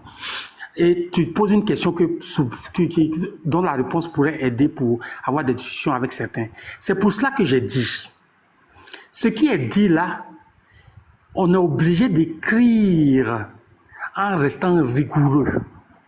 Quand tu sais, tu dis je sais, voilà les faits, voilà le jour, voilà la date et voilà ce qui s'est passé. C'est une version qui est censée refléter la réalité. Et c'est ça qui est la réalité jusqu'à preuve du contraire. Ce que tu as dit, c'est exact. Hein? Maintenant, pour contredire cela, tu es obligé, tu ne peux plus, quand Sullivan a lu là, tu ne peux plus dire ce que tu penses, ce qu'il paraît, ce qu'on dirait. Tu es obligé de revenir avec quelque chose d'aussi rigoureux pour contredire ce qu'il dit. Ou bien compléter au moins. Sinon, effectivement, chacun raconte l'histoire selon sa perspective, selon ce qu'il a vu et entendu. Et il essaie de tailler cela de dates, de jours, de détails pour que les gens comprennent. Mais le débat, il n'est pas clos. La balle est dans notre camp. Maintenant, celui qui est plus précis, sourcé, a dit, le micro, il ouvre et puis il dit, selon telle source, voilà ce qui s'est passé pour compléter ou contredire. Je ne sais pas si on se comprend. Merci. Merci. Il y avait Job qui a une motion. Attends, Job, s'il te plaît. Tout à l'heure, j'ai évoqué le cas de Sarkozy en 2012, lors de son élection où il a demandé à Alassane Dramane Ouattara d'être effectivement son directeur de campagne. Vous voyez, quand vous allez prendre M. Ouattara, bon, pas prendre, demandez à M. Ouattara, est-ce qu'il est capable, lui, de s'asseoir et dire que oui, lui, il a financé la campagne de M. Sarkozy en 2012. Il va vous dire non. Il va vous dire non. C'est écrit là. Pourtant, c'est écrit. Hein. Maintenant, si ce que j'ai dit, ce qui est mentionné là, est faux, il pourrait effectivement porter plainte contre celui qui a écrit le livre ou pas? Parce qu'il y a des choses qui sont écrites. Hein?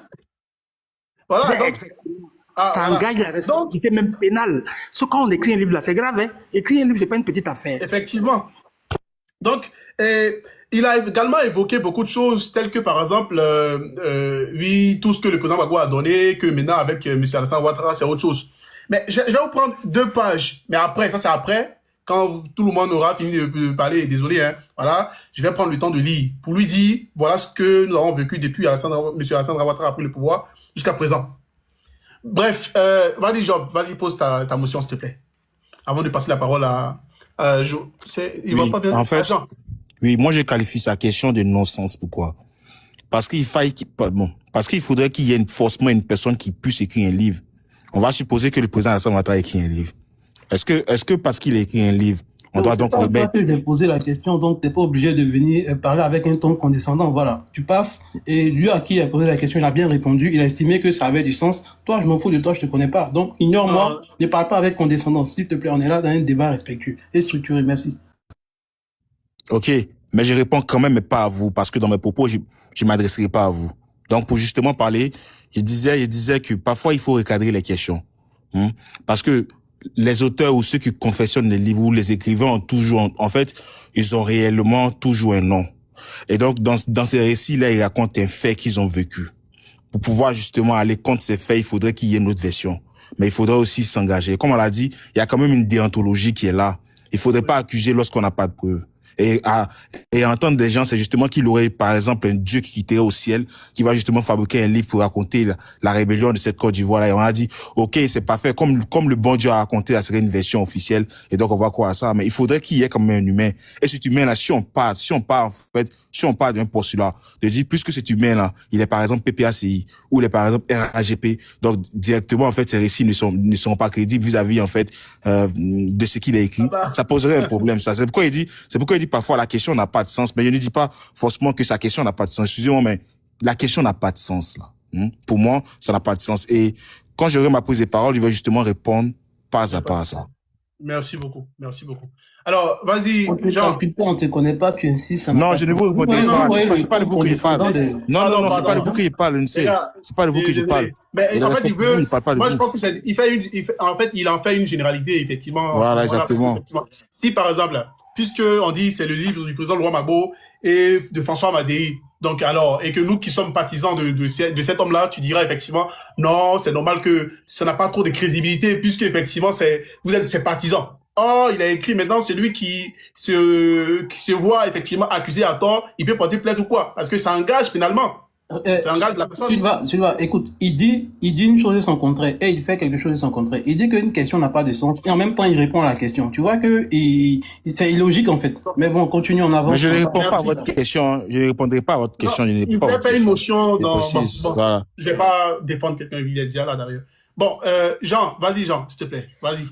Oui, ok. Bonsoir, bonsoir à tout le monde. Vraiment, j'ai pris la vidéo en cours où tu étais à peine en train de finir le livre, la lecture du moins.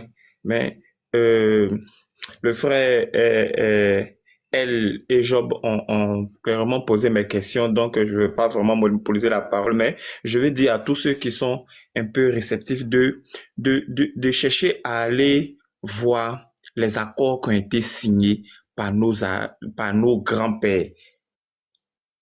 Mais ça donne froid au dos. Donc, quand les gens se lèvent pour dire que c'est parce que on veut, comment on appelle, glorifier le nom de Gbagbo, on veut tellement manifester les prodiges de Gbagbo. Non, nous qui parlons, ou bien nous qui, à chaque fois, essayons de nous lever pour aller à des meetings ou bien aller faire des sensibilisations pour notre pays, on ne le fait pas à cause de Gbagbo.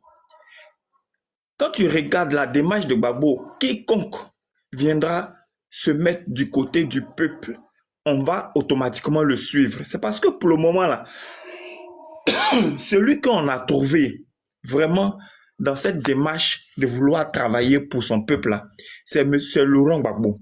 Si demain il y a une autre personne qui vient forcément, on va suivre la personne. Donc, il ne faudrait pas que les gens pensent que c'est parce qu'on est en train de vouloir vraiment, pour ne pas dire rendre tellement gloire à Gbagbo. Non, c'est pas ça. Tous les livres qui sont écrits là, même ce livre-là, comme vous l'avez dit, s'il y a quelqu'un qui conteste, il faudrait qu'il ait la capacité de prouver par des écrits que voilà, parce qu'il y a toujours quelqu'un qui sera à côté, qui a vécu cette histoire. Parce que nous ne sommes pas dans un conte des faits, hein, où non, ce sont des faits, ce sont des histoires qui ont été vécues. Donc forcément, sur 1000 là, il y a forcément un témoin qui va témoigner de ces écrits-là, que oui, ce qui a été écrit ici, là, moi j'ai vécu ça, c'est à tel moment, il y a toujours un témoin. Donc, allons-y voir. J'invite en tout cas tous ceux qui sont un peu réticents à aller voir les accords qui ont été signés par nos parents avec les colonisateurs. Ils vont comprendre que vraiment, c'est pas du jeu. On a encore du boulot à faire. Pour terminer, j'aimerais dire aux frères que tu peux pas être, c'est-à-dire avec ton frère, il n'est pas d'accord avec, bon, soi-disant, il n'est pas d'accord avec ta gestion, mais tu vas aller prendre des armes pour venir le combattre. Est-ce que c'est pas mieux de s'asseoir pour trouver des solutions ensemble?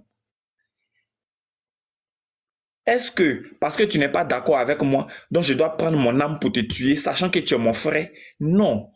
Ça se passe pas comme ça. On n'ôte pas la vie de quelqu'un parce qu'on n'est pas d'accord sur quelque chose. On trouve des solutions. Il y a toujours des discussions qui sont faites pour pouvoir trouver des solutions. Donc, ne voyez pas ça comme ça. Merci beaucoup. Merci pour ton intervention, ça a été rapide, merci. Alors, Job, vas-y vite fait, s'il te plaît, comme ça on va enchaîner. Mais évidemment que c'est rapide. Pour moi, il n'y a justement aucune raison qui pourrait justifier Je suis du mouvement du président Guillaume Soro. Je ne suis pas de la rébellion que le président Guillaume Soro a orchestrée. Je suis contre une rébellion, mais ça ne sous-entend pas que le GPS prône la rébellion. C'est différent. Je distingue en fait justement le parti politique qui est le GPS et également l'homme politique, le président Guillaume Soro, qu'on a connu. Et en fait, dans le personnage du président Guillaume Soro, nous avons également deux temps. Nous avons un temps où il avait pensé évidemment que par la rébellion, on pourrait résoudre des choses. Et nous avons évidemment le nouveau Guillaume Soro qui justement pense évidemment qu'il faudrait que nous parlons de démocratie, que nous nous asseyons et qu'il faudrait pas que le président Alassane Ouattara aille justement dans un parti unifié à convaincre, à essayer de convaincre tout le monde de gré ou de force à pouvoir militer dans le RHGP. Donc ça aussi, il faudrait comprendre. Donc, c'est pas parce que moi, je me prononce en tant que GPS que je n'ai pas réellement mon point de vue à donner suite à la rébellion qui s'est passée. Je condamne également cette rébellion, même si c'est GPS. Et évidemment, je ne la conçois pas. Maintenant, on pourrait également justifier la prise des armes aujourd'hui si jamais on arrivait à cette étape-là. Dû au fait que le président Alassane Ouattara a voulu encore, lui, évidemment, se représenter. On pourrait le dire, évidemment. On pourrait, par exemple, c'est-à-dire que n'importe quel individu ou n'importe quel peuple, disons plutôt une peuplade, allait s'élever pour dire, comme nous ne sommes pas d'accord avec le troisième mandat du président Alassane Ouattara, le quatrième mandat du président Alassane Ouattara, est-ce qu'il peut se muter? Est-ce que lui, Ben, peut se muter, s'il vous plaît? Voilà. Et comme justement, ils ne sont pas d'accord avec ça, ils vont aller justement prendre des armes pour revenir combattre, en fait, dans cette même Côte d'Ivoire que nous allons habiter plus tard. Écoutez, pour moi, on aurait évidemment condamné cela. On allait voir qu'il aurait eu des répercussions négatives, plus tard, comme aussi on l'a constaté pour la rébellion. La question donc à se poser sur ce qui s'est passé sur la rébellion, c'est réellement, est-ce que réellement la rébellion a réglé le problème qu'elle est venue pour pouvoir régler? Parce que le but de la rébellion, c'était pour finir de ne plus identifier les Ivoiriens entre eux. En fait, c'était pour dire que celui qui vient du Nord n'est pas du Nord, celui qui vient de l'Ouest, etc. On allait plus s'identifier, mais nous allons parler dans un seul langage qui était justement de prôner la Côte d'Ivoire. Mais quand on se rend compte que la rébellion a fini, elle est passée, aujourd'hui, les gens sont au pouvoir et sont aux affaires, nous constatons que les Ivoiriens sont de plus en plus divisés, malgré en fait le passage de la rébellion. Nous en tirons quoi comme leçon? Nous en tirons que la rébellion, ou plutôt la force également, ne résoudra rien du tout dans ce monde. Et que si on avait pensé, nous, à pouvoir régler ce problème-là, par justement les pourparlers, ou par les dialogues, ou par les consensus uniquement dans le verbe, on aurait pu au moins aboutir à quelque chose d'important que de pouvoir passer notre temps à dire à des personnes, de pouvoir passer des heures à pouvoir brûler des villes, etc. Donc c'est justement ce que moi Etena a dit, c'est de ne pas de justifier, c'est de ne pas essayer de justifier une rébellion, c'est de la condamner parce que n'importe qui pourrait donner un motif, mais est-ce que ce motif est valable jusqu'à aller prendre des armes pour aller contre son pays? C'est la question. Et est-ce que quand on finira cette rébellion, est-ce que les Ivoiriens seront réconciliés? C'est ce qu'on a dit, non. En Côte d'Ivoire, c'est chaotique actuellement. Donc, pour moi, il faut éviter toute idée de rébellion, surtout pas pour l'instant. Surtout pour l'instant, il faut éviter totalement ça. Il faut condamner la rébellion avec toute l'énergie. Merci. Merci. Alors, j'ai voulu te poser quand même une question, mais tu as déjà effectivement tu as déjà chuté sur ce que je voulais entendre, mais effectivement, mais je repose quand même la question. Est-ce que, selon toi, effectivement, il y avait quelque chose qui justifiait cette rébellion-là? Bon, même si effectivement on la condamne et puis une rébellion, quelque chose. Est-ce qu'il y avait vraiment un truc qui a poussé les gens à se rébeller ou pour toi c'était pas une manipulation? Est-ce que réellement il y avait des faits qui prouvaient qu'effectivement parce que j'ai entendu M. Guillaume Soro qui disait effectivement que on ne pouvait pas porter boubou en Côte d'Ivoire. Est-ce que réellement ça existait? Oui, non, mais pour moi, sans mentir, j'ai vécu à Bobo. J'ai passé pratiquement 15 ans dans cette magnifique ville-là. Et dans mon quartier, là où j'étais justement au camp commando. Et j'avais des amis qui étaient d'origine guinéenne, d'autres qui étaient aussi des Burkinabés, tout ça. Mais dans ce secteur, moi, je n'ai jamais osé dire, ou mes parents n'ont jamais osé dire à une personne que, par exemple, n'était pas ivoirienne. Donc, mais, évidemment, qui ont dit qu'ils étaient marginalisé, évidemment. J'ai un ami personnel, un ami plutôt, comment on dit ça, confidentiel, disons, qui a dit effectivement qu'il a été marginalisé, même s'il n'est pas pour le président Alassane Ouattara, mais uniquement pour pouvoir protéger, en fait, sa situation. Lui, il préfère justement que le président Alassane Ouattara reste en tête. Mais puisqu'il a été marginalisé, parce qu'ils l'ont traité justement de malien, etc., alors qu'il est né en Côte d'Ivoire, il a simplement eu des parents maliens. Donc, naturellement, vous savez, en Côte d'Ivoire, lorsque en fait, on met un enfant au monde, nous sommes appelés à pouvoir donner notre nom à l'enfant. Et donc, même si nous sommes maliens, que nos enfants, par exemple, sont nés sur le sol ivoirien, selon la constitution ivoirienne, évidemment, ou selon les tests de loi, etc., si la personne est née d'une mère ou d'un père ivoirien, la personne est automatiquement considérée comme ivoirien. Maintenant, sauf que nous sommes dans un régime où le patriarcat était mené presque partout. Donc, mon ami que je parle de lui, il avait un père qui était malien et une mère qui était totalement ivoirienne. Donc, qu'est-ce qu'il allait faire, lui? Il avait la nationalité, mais puisque son papa, c'est celui qui donnait le nom, il a porté le nom de son papa. Est-ce que pour lui, quand on va le voir, on lui dirait effectivement qu'il n'est pas ivoirien, alors qu'il a pratiquement vécu tout ici? Non. Pour moi, oui, il en a vécu. Je ne dirais pas ici des mensonges pour dire, ah non, sur Gbagbo, non. Il y a quand même des personnes qui ont vécu ce qu'on le dit. Maintenant, est-ce que ça peut justifier une rébellion? Non, c'est faux. On peut pas passer par ça pour justifier une rébellion, non. Je condamne effectivement cette rébellion. Il faudrait pas la juger. Et il faudrait pas cautionner une rébellion. Ça n'a pas de sens. C'est ce que je dis.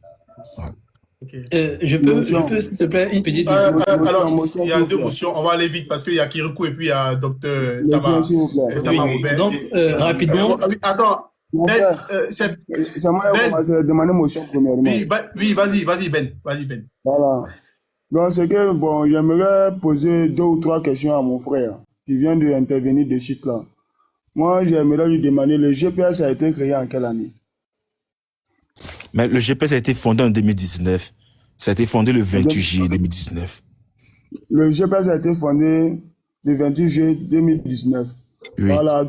C'est comme si, à t'entendant parler, tu dis que tu milites pour le GPS. Selon toi, le GPS, c'est un nouveau parti maintenant qui va dans le sens de l'humanisme, dans le sens de l'amour, de la solidarité.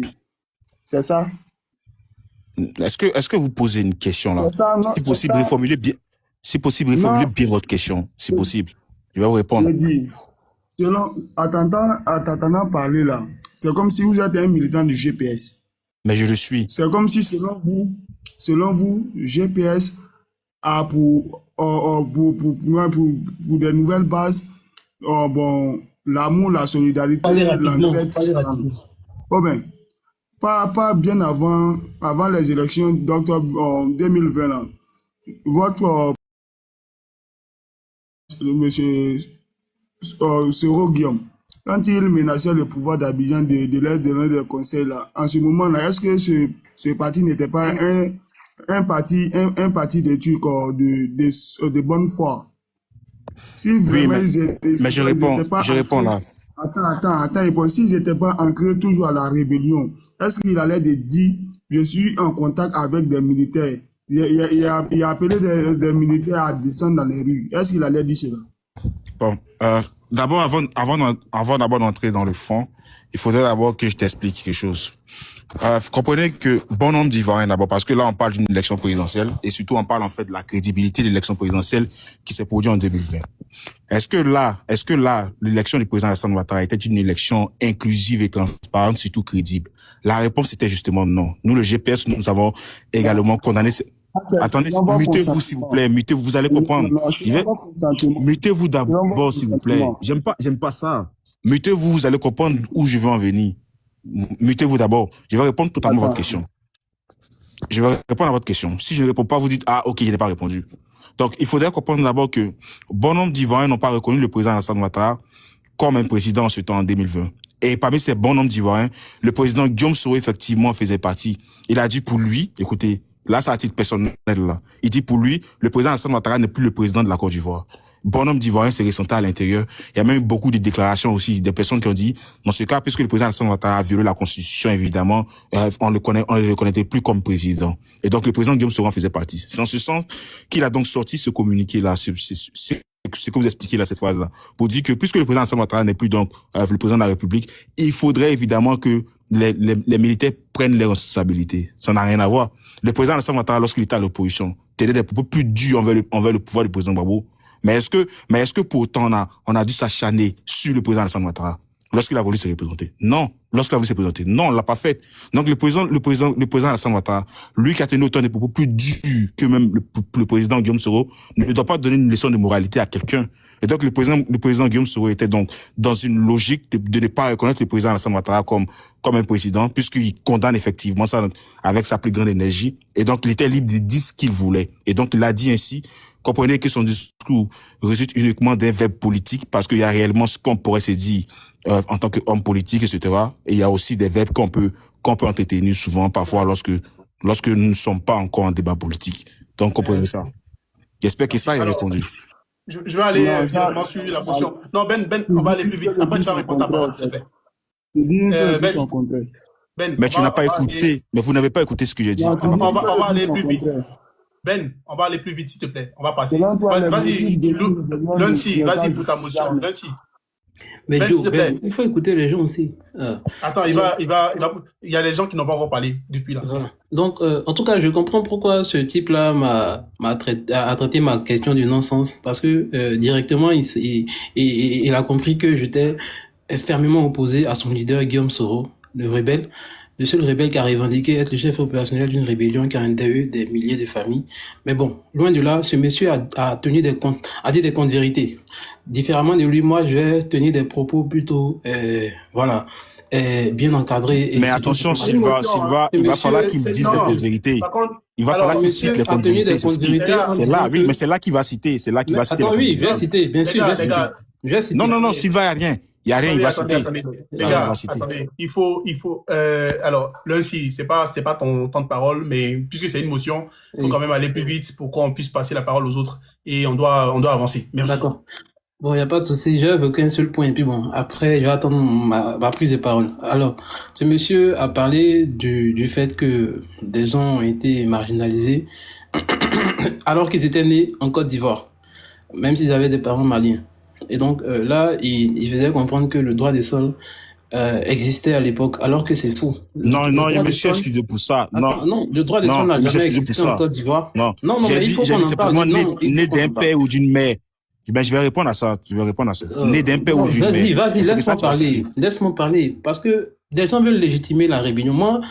Moi, étant donné que j'estime que le RHDP est le meilleur cheval sur lequel miser pour la destinée de la Côte d'Ivoire, mais je suis pas d'accord avec les faits de la rébellion et même certains faits de société qui se passent aujourd'hui. Je suis pas dans le déni, mais certains veulent défendre l'indéfendable, veulent légitimer la rébellion, en même temps derrière dire qu'ils condamnent la rébellion. Mais bon, puisque c'est pas mon tour de parole, je vais pas monopoliser la parole. S'il te plaît, j'espère que je vais pas j'ai bientôt avoir une bonne prise de parole. Bien sûr. Voilà. Merci, frère. Alors, après tout le monde, je pense que Jean-Baptiste, après tout le monde, je vais vous donner chacun 3 minutes pour développer vite fait, comme ça on va avancer, parce que j'ai pas envie de rester jusqu'à 4 heures. Bon, tu as dit un truc qui m'a fait rire. Lundi, tu as dit quoi? Tu estimes que le RATP est quoi pour l'avenir? Quoi? Le meilleur cheval sur lequel miser pour la défense de la Côte d'Ivoire. D'accord. Tu vas développer ça tout à l'heure. Ok. Mais si, non, je veux juste rectifier une petite partie là. Oui, vas-y, oui, vas-y. Oui, je rectifie. Pour dire que, oui, évidemment, j'ai eu à dire que le droit de sol, évidemment. Oui, et ça, merci de m'avoir interpellé, et ça, je m'excuse pour ça. Mais j'ai plutôt, en fait, retiré le tir en disant que, parce que sa mère était ivoirienne, et que son père était également ivoirien, donc de ce fait, il avait pris le nom de son père. Et donc, puisque la loi ivoirienne permet à ce que, quand tu es né d'un père ou d'une mère ivoirienne, automatiquement, tu es ivoirien, j'ai regardé cela. Et merci à l'unité de m'avoir plutôt rappelé cela. Mais je voudrais pas qu'il puisse dire ici que moi, en fait, ici, j'ai légitimé la rébellion. Non, je l'ai dit depuis le début, je ne cautionne pas une rébellion et j'ai expliqué que je viens du GPS et non en fait de choses du MPCI du président Guillaume Soro.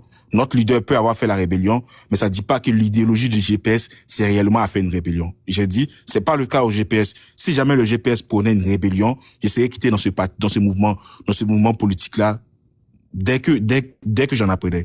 Donc c'est pas ce qu'on enseigne dans le mouvement. Lorsqu'on fait des choses, des rencontres avec les membres du COC, on ne parle pas en fait d'une rébellion. On parle de pouvoir installer le président Guillaume Soro par une façon pacifique et par une façon démocratique, sans toutefois avoir une pensée de prise d'âme. Ça, il faudrait que je puisse le dire. Donc nous ne sommes pas à l'intérieur de ça.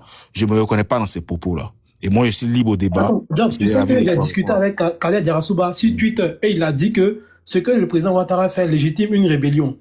Est-ce que tu sais ça? Oui, mais écoutez, mais il faudrait comprendre d'abord que la rébellion est sur deux sens. On peut parfois se rébeller à travers le verbe et on pourrait. Attendez, s'il vous plaît. Mais attendez, s'il vous plaît. Même pas d'avant. Faut laisser. Ça, c'est d'autres choses qu'il entend d'amener. Oui, mais non, mais je termine. Il faudrait comprendre que monsieur Kader Yarasuba pourrait justement justifier une rébellion, parce que la rébellion, c'est d'abord des propos d'abord. On peut être rebelle à travers des propos, et nous pouvons amener nos propos maintenant, à une confrontation physique. Comprenez ça? Par exemple, moi, je suis opposé au président Alassane Ouattara, mais l'idée ne m'emmène pas à aller prendre des armes pour l'instant.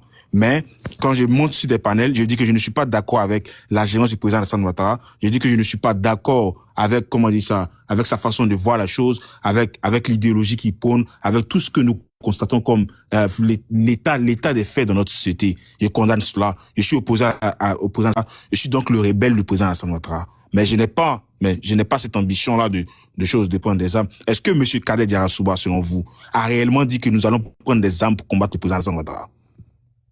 Est-ce qu'il a carrément dit ça? Non, je ne pense pas. La question reviendra plus tard, mais j'ai entendu à l'instant. Pour l'instant, c'est quoi pour l'instant? Pour l'instant. Oui, j'ai entendu dans tes propos, effectivement, pour l'instant, ça m'a... Oui, oui, mais c'est la phrase employée pour l'instant. C'est la phrase employée, pourquoi? Okay. Parce que quand il dit pour l'instant, c'est parce que moi, je ne dis pas l'idéologie du mouvement. Je l'ai dit lorsque les gens à l'intérieur, c'est-à-dire ceux qui vont décider, lorsqu'ils vont décider que, bon, écoutez, nous allons maintenant prendre des armes, Job se retire totalement du GPS. Je l'ai dit, je ne suis pas, en fait, pour les armes. C'est pourquoi il dit, pour l'instant, du moins, ce que j'ai connaissance, moi, effectivement, c'est ce que j'ai dit. Maintenant, pour l'instant, puisque c'est ce que je connais, je ne veux pas aller plus loin que ça. Si ça en arrivait, évidemment que je partirais de ce mouvement. C'est pas le seul mouvement, je peux en créer. Merci.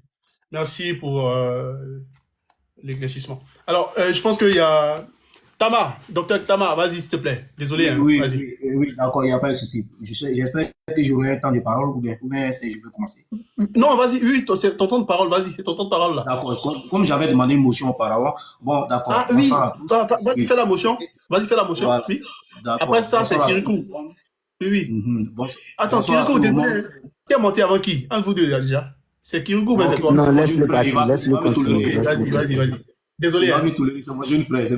En tout cas, merci d'abord pour ton panel. Et puis, quand je vois des jeunes comme vous en train d'expliquer un peu le livre de Laurent Gbagbo, je pense que c'est vraiment encourageant. Il faut ces gens d'initiative. Et vraiment, chapeau à toi pour ce panel-là. Ça permet aux gens de comprendre. La préoccupation de ce qui s'est passé ici en Côte d'Ivoire. Parce qu'il y en a qui vont dire, c'est la version de Gbagbo, mais vous aussi, vous pouvez écrire pour vous. C'est tellement simple. Voilà. Pour avoir les deux versions, il faut que chacun écrive, mais vous n'écrivez pas. Et quand l'autre parle, il rencontre ses faits, vous venez dire c'est faux, qu'ils c'était au libéral, ils ont combattu au libéral. Ces gens de commentaires, on en a assez attendu, c'est des histoires de grains. Et puis, revenons à mon frère du GPS. Heureusement qu'il a condamné la rébellion, mais moi, je serais à sa place, de façon qu'il parle avec beaucoup d'éloquence et beaucoup d'intellect. Normalement, il devait être au GPS. Parce que tu ne peux pas suivre un leader qui a commis, qui était le leader d'une rébellion, qui a fait du mal, du sale en Côte d'Ivoire, et chercher à le suivre et ne pas demander à ce qu'il aille en justice. De ne pas demander qu'il vienne se soumettre à la justice pour qu'il nous explique un peu qu'est-ce qui s'est passé. Pour que nous qui avons perdu nos parents, nous sachions au moins qu'est-ce qui s'est passé. Parce que tout part d'une justice. Là, c'est grave. Tu ne peux pas soutenir parler de paix. Soro Diom, là, si aujourd'hui, s'il était d'accord avec Draman Ouattara, si ses principes, il serait avec le RDR. Ça, c'est un truc réel. Donc, vraiment, ce côté-là, je suis un peu désolé pour toi. Et puis, tu as dit un truc encore qui m'a un peu dépassé, c'est que en Côte d'Ivoire, ils ont traité des gens d'étrangers. Est-ce que à l'époque de Gbagbo, là, c'est Gbagbo qui avait instauré la carte de séjour en Côte d'Ivoire? Et ce que je sais, c'est Gbagbo qui a enlevé la carte de séjour. Mais vous prenez des prétextes pour dire que c'est Gbagbo, même ton leader, même qui est issu, il ment comme il respire. Excusez-moi, mais c'est un rebelle, donc moi je vais le traiter d'un menteur. Voilà. Ce n'est pas qu'on dit non, tu as parlé mal d'un leader. Non, c'est pas un leader. Moi, c'est un rebelle. Donc un rebelle, c'est un menteur. Il a dit ici que sur le pont Félix Houphouët-Boigny, on contrôlait les gens. Lui, on l'a bloqué pendant 2 heures du temps pour contrôler, parce que son nom Soro, là, on ne savait pas s'il était ivoirien. Depuis quand il est en Côte d'Ivoire, le nom Soro n'est pas connu de la police. Depuis quand Soro Diom, en tant qu'ancien leader FICI, en tant que leader membre de FICI en Côte d'Ivoire, il ne savait pas, quel policier qui ne savait pas qu'il était un FICI. Quel policier ne connaissait pas son autorité en Côte d'Ivoire. Lui, c'est un nom connu, c'est un nom public. Et puis les policiers vont le garder pendant des heures parce que son nom Soro, il y avait un doute. Qui ne sait pas que les Soro sont des sénifants en Côte d'Ivoire? Il a menti. Là, il faut qu'il vienne nous expliquer. On a vu ici John Soro dans beaucoup de vidéos. Donc vraiment, franchement, je pense qu'il faut te revoir quand tu vas quitter ce panel-là. Il faut te poser beaucoup de questions. Vraiment, tu ne peux pas suivre un leader qui a beaucoup de choses sur sa main. Et donc, aujourd'hui, quand on lui demande qui est le père de la rébellion, il est incapable de dire qui est le père de la rébellion. Et lui me dit c'est lui. Or, nous tous, nous savions ici que c'est Draman Ouattara. On ne peut pas tourner. Et puis, bon, ce qui concerne mes frères de RDL là, qui essaient de faire, en fait, ils essaient d'accuser celui qui a attaqué pendant la rébellion, pour dire qu'il n'a pas pu sécuriser le pays. Aux États-Unis, pendant l'attaque de World Trade Center, le FBI était au courant 6 mois auparavant que Ben Laden, avec son groupe là, venait attaquer les 2 tours jumelles. C'était en 2002, je crois bien. Ils étaient au courant qu'ils venaient attaquer les tours jumelles. Mais pourquoi, à l'époque, c'était George Bush qui était le président, mais pourquoi le FBI n'a pas pu empêcher? Et puis il a eu l'attaque. Est-ce que pourtant on va dire que c'est George Bush qui a échoué parce qu'il n'a pas pu protéger la population américaine à l'époque? Il faut arrêter par moment de dire ces genres de trucs-là. Il faut arrêter. Quand arrive un moment, il faut arrêter de dire. Et puis quand tu parles, oui, Gbagbo n'est pas capable. Quand on dit d'aller à la justice, ils vont dire oui, Gbagbo a pris une loi d'amnistie. Qui vous a dit que la loi d'amnistie, dans cette loi d'amnistie là, il y avait où on disait qu'on ne doit pas poursuivre les gens. Cette loi d'amnistie, c'était comment on appelle ça, c'était un pardon de l'État. Un pardon de l'État. C'est-à-dire que moi, par exemple, Tamba, je décide d'attaquer la République de Draman Ouattara et par des armes, et puis maintenant Draman Ouattara, pour une histoire de réconciliation, il dit bon, toi je te pardonne parce que tu as décidé d'attaquer l'État ivoirien, mais tu n'es pas pardonné parce que tu as commis des crimes. Tout ce qui est crimes sont punis par la loi. Et c'est là pareil, pour cette loi du 11 août 2003, 2007 et puis 2009 plutôt. C'est la même loi, rien n'a changé. Partout, si vous voulez, on peut lire les articles de cette loi. Nulle part, quelque part où on dit la rébellion a été amnistiée. Tous les crimes de sang, je peux même vous citer même l'article, comment on appelle ça, l'article 4, qui présente la loi d'amnistie où ça ne s'applique pas. Dans l'article 4, A, B, les infractions économiques, les infractions consécutives, violations graves des droits de l'homme, et des droits internationaux humanitaires. Quand on parle de ça, c'est quoi? On parle, à votre avis, c'est de quoi on parle? Et quand on parle, c'est les mêmes personnes qui vont dire oui, il a amnistié la rébellion. Donc quand on parle de non, mais pourquoi celui qui est là aujourd'hui, je me rappelle très bien, je vais chuter par là, lors du débat présidentiel en 2010, qui a dit que quand lui prenait le pouvoir, son premier pas qu'il allait poser, il allait faire la lumière sur la rébellion. Comment se fait que les Ivoiriens ont pu se tuer et puis on peut pas savoir. Mais aujourd'hui, qu'est-ce qu'il fait? Tous les gradés de la rébellion sont autour de lui. Tous ceux qui ont fait des salles, ils sont nommés, même des marmitons sont aujourd'hui des commandants majors, des généraux dans notre armée. Pourquoi? C'est quelle histoire ça? Et vous ne voulez pas qu'on enseigne ça cette histoire à nos enfants? Moi, je parle de mon cas. Parce que dans mon village, il y a eu des massacres qui ont été commis par cette rébellion. Vous comprenez? Aujourd'hui, quand vous allez à Djokwe, au Petit Carrefour, vous allez voir 3 lots. Je répète encore, vous allez voir 3 lots. C'est les 3 lots. Quand on parle de lots, pour ceux qui se connaissent à bien, connaissent les lots, les logements, il y a un lot spécialement pour les femmes, un lot pour les enfants, et puis un lot pour les hommes. Et c'est plus connu, c'est là. Donc on vit là, il n'y a pas de justice, on accuse Gbagbo, c'est Gbagbo, c'est Gbagbo. Il faut arrêter.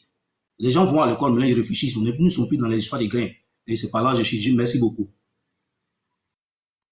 Merci pour ton intervention. Je vais donner 2 minutes à Job, parce que Job a une motion. Vas-y, c'était justement une motion. Oui, vas-y. On va avancer un peu plus vite. Oui, il m'avait posé la question de savoir. Ben, quand les autres auront fini, je vais revenir sur toi avant de lire. Donc, je vais revenir sur toi et puis là aussi avant de lire. Après, Job, il a posé une question. Ok. Job, vas-y, s'il te plaît. Oui, il m'avait posé une question de savoir réellement pourquoi est-ce que je suivais en fait une personne qui avait commis des atrocités en Côte d'Ivoire lorsqu'il était encore rebelle. Ici, j'ai répondu à Monsieur Silva. Je l'ai dit auparavant que je ne suis pas en fait une personne, mais je suis le mouvement dans lequel je suis. Comme si ici, en fait, distinguons, ce que j'ai dit auparavant, distinguons le GPS du président Guillaume Soro et distinguons également le président Guillaume Soro actuel de Guillaume Soro étant rebelle. Je suis le mouvement GPS et dans le mouvement GPS, c'est Génération Un Peuple Solidaire, c'est l'ensemble de plusieurs mouvements et dans ce mouvement-là, on ne prône pas la guerre, on ne prône pas à prendre des armes, on ne prône pas à parler en fait de s'entretuer entre nous. Le jour où tel sera le cas, je l'ai dit, j'ai quitté en fait ce mouvement-là. Mais pour l'instant, tant que ce n'est pas encore le cas, je suis encore à l'intérieur du mouvement parce que on parle quand même des perspectives de la Côte d'Ivoire et je me ressens à l'intérieur de ce qu'ils disent. Ça ne veut pas dire que je suis le président Guillaume Soro. Si par exemple, supposons que le président Guillaume Soro ne soit plus demain, ce que je ne souhaite pas du tout, est-ce que vous voulez dire par là que le mouvement va s'arrêter? Non, le mouvement ne va pas s'arrêter, mais on va plutôt nommer un autre président qui va justement reprendre des rênes et qui va encore propulser le mouvement en avant. Ce que nous souhaitons, c'est de passer par une démocratie pour avoir les urnes. C'est ce qu'on a dit. Et le président Guillaume Soro l'a compris et l'a connu. Et le GPS, pour l'instant, si vous remarquez bien pour l'instant, évidemment qu'on ne parle pas des rébellions armées, précision. On n'arrive pas à dire, le président Alassane Ouattara, on rentre là, on tue tout le monde. Non, on ne le dirait pas. Moi, je suis un communicant du GPS et moi, je ne fais que prôner la paix. D'ailleurs, il a fait allusion à ce qui s'est passé, comment on dit ça, à Djoko, etc. Moi, je l'ai toujours dit ici, je condamne ça encore. Ça encore, c'est une chose que je condamne. Parce que c'est quand même des gens qui ont été déjà là-bas, que moi, je ne vais pas ici défendre à dire, ils auraient dû s'échapper. Non. Il faudrait condamner ça également. Et je le fais avec la plus grande énergie. Et d'ailleurs, je profite également, puisque le président Guillaume Soro lui-même s'en est excusé, je profite également pour m'excuser auprès de nos frères qui ont eu à être déjà à l'intérieur de ça. C'est tout ce que je pourrais dire. Je pourrais demander seulement qu'un simple pardon. Je demanderai toujours pardon à ceux qui diront qu'ils sont ou ceux, par exemple, qui ont connu des massacres à Bouaki, qui n'ont rien fait. Et justement, qui ont été bombardés par des choses, et demanderai toujours pardon. Ce qu'il faudrait retenir, c'est qu'un pays ne pourrait pas évoluer si nous voulons toujours repasser avec l'historique du passé. Il faudrait parfois, même si ça serait douloureux, mais il faudrait passer à autre chose. Il faudrait parfois qu'on oublie certaines choses pour que la Côte d'Ivoire soit meilleure demain. Imaginez-vous un seul instant que tout le monde voulait justement se venger dû au fait de ce qu'il avait subi. J'ai expliqué pour le cas de mon ami. Parce que la question m'a été posée dessus. Il a dit clairement, c'est un témoignage là. Je ne corrobore pas son témoignage, mais c'est un ami, et c'est un ami que j'estime beaucoup, qui m'a dit que oui, il s'est déjà fait traiter d'étranger. Est-ce que je dirais ici que c'est tous les étrangers qu'on a traités? Désolé, hein, Sylvain, désolé. Mais c'est la même chose qu'il répète. Mais attendez, s'il vous plaît. Il sait qu'il aura encore un temps de parole, mais c'est la même chose qu'il répond. On a déjà compris ça. Mais il va chuter. Il m'a posé une question. Docteur Tamar Robert m'a posé une question. Je réponds à cette question-là. Il va chuter là. Je l'ai dit. Mais moi, ici, là, je m'attarderai pas dessus. A dit évidemment que c'est tous les gars, disons, parce que les gars, c'est Gbagbo ou rien. C'est pas, voilà, c'est tous les gars qui penseraient ainsi. Non. Il y a certains quand même qui viendraient également du mouvement du président Alassane Ouattara, du parti politique du président Alassane Ouattara, qui sont extrêmes, qui pensent évidemment, je sais pas comment ils pensent, mais qui sont également extrêmes, qui disent aussi des propos. On en a vu des députés qui ont été extrêmes, et également aussi qui viendraient aussi de certains partisans. Mais je ne dis pas que toutes les personnes qui suivent l'idéologie du président Laurent Gbagbo seraient des personnes ainsi, qui traiteraient ceux qui viennent du nord d'étrangers. C'est ce que je dis. C'est-à-dire que je n'arrive pas, en fait, je mets pas tout le monde dans le même lot. Mais je dis certains partisans le font, également le PPACI, et également aussi du RDR, du RHP maintenant. Bon, du RDR du moins. Donc tout le monde le fait. Voilà. Maintenant, c'est quand même un récit qu'il explique. Et moi, puisque c'est mon ami, je ne vais pas corroborer, mais je ne fais que raconter ce qu'il a vécu. Et il y en a aussi d'autres qui ont vécu pareil, ce que j'ai dit. Voilà. Il m'arrête après. Merci beaucoup, Voilà, Jean, carrément. pour ton intervention. Ben, on va passer la parole à Kirikou et après on va revenir sur toi, s'il te plaît. Non, Kirikou doit parler, puis... il avait posé une question seulement. Lui qui avait parlé premièrement, là. Non, on n'a qu'à avancer, Ben. Faut pas arrêter de monopoliser. Ben, Excusez, s'il vous plaît. Ça seulement, il parle et puis il était mon micro. Ok. Kirikou, excuse-moi. Voilà. C'est un docteur qui voulait poser la question. Lui qui a intervenu avant Job, là, il s'appelle comment? Ouais, docteur Tamar Robert. Docteur Tamar Robert. Voilà. Donc moi, j'aimerais signifier à Tamar Robert que la crise que nous avons eu, les différentes crises que nous avons eues après la rébellion, là, c'est la continuité de la rébellion, en fait. Si on a tous ces temps-là, vous, votre leader connaissait le financier de la rébellion qui n'a pas dit le nom de cette personne-là. Je pense que c'est à cause de votre leader que les violences se sont entretuées. S'il avait affirmé aux Ivoiriens que voilà la personne qui a financé la rébellion, parce que tout récemment, il a eu pour dire que non, c'est Mohamed Kadhafi qui avait signifié financé la rébellion. Monsieur, on vous a trop écouté. Ça, c'est pas une question, s'il vous plaît. Ça suffit. On vous a trop écouté. Ça suffit, s'il vous plaît. Non, c'est que moi, j'aimerais dire pourquoi il n'y a pas une question, ça, s'il te plaît. Mon frère Kirikou, pardon. Non. Pourquoi il connaissait le financier? Allô? Oui, pourquoi il connaissait le financier de la rébellion et puis il n'a pas dit la vérité aux Ivoiriens? C'est ce que moi j'aimerais comprendre. C'est pourquoi il vous invite à lire. Parce que il est sorti, c'est récemment, il est sorti, et puis tu as entendu, non? Mais quand il écrit là, tu es où pour lire? Non, il a bien dit. Le Blaise comparé et puis les rebelles sont allés lui voir pour dire que non, les peuples du Nord étaient marginalisés en Côte d'Ivoire ici. Ils n'aimaient pas les musulmans, c'est la raison pour laquelle il a financé la rébellion. Maintenant, s'il a financé la rébellion, il sait que non, c'est Mohamed Kadhafi qui a financé la rébellion. Pourquoi il n'a pas dit ça aux Ivoiriens? Nous sommes entretués. Bon, on va avancer. On va revenir là-dessus tout à l'heure. Moi, je t'aime bien. Pourquoi je t'aime bien? Je t'aime bien, pourquoi? Bon, moi, j'aime pas les gens du RDM, mais toi personnellement, je sais pas pourquoi. Hein. Désolé, mes abonnés. De par ta façon de parler, tu veux comprendre beaucoup de choses. Parce que je pense que tu essaies quand même de placer des mots, mais en essayant quand même de comprendre. Et ça me va. Ça me va. On va tenter de t'expliquer quand même. Et puis, mettre les preuves à l'appui. Si tu veux, tu crois. Sinon, si tu crois pas, ça c'est ton problème. Mais on va essayer quand même de t'expliquer. Kirikou, vas-y, s'il te plaît.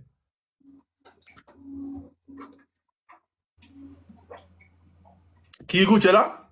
Ouais, ici là. Vas-y. C'est comme mon frère. Mon frère, ça c'est ta position. Merci pour ton engagement.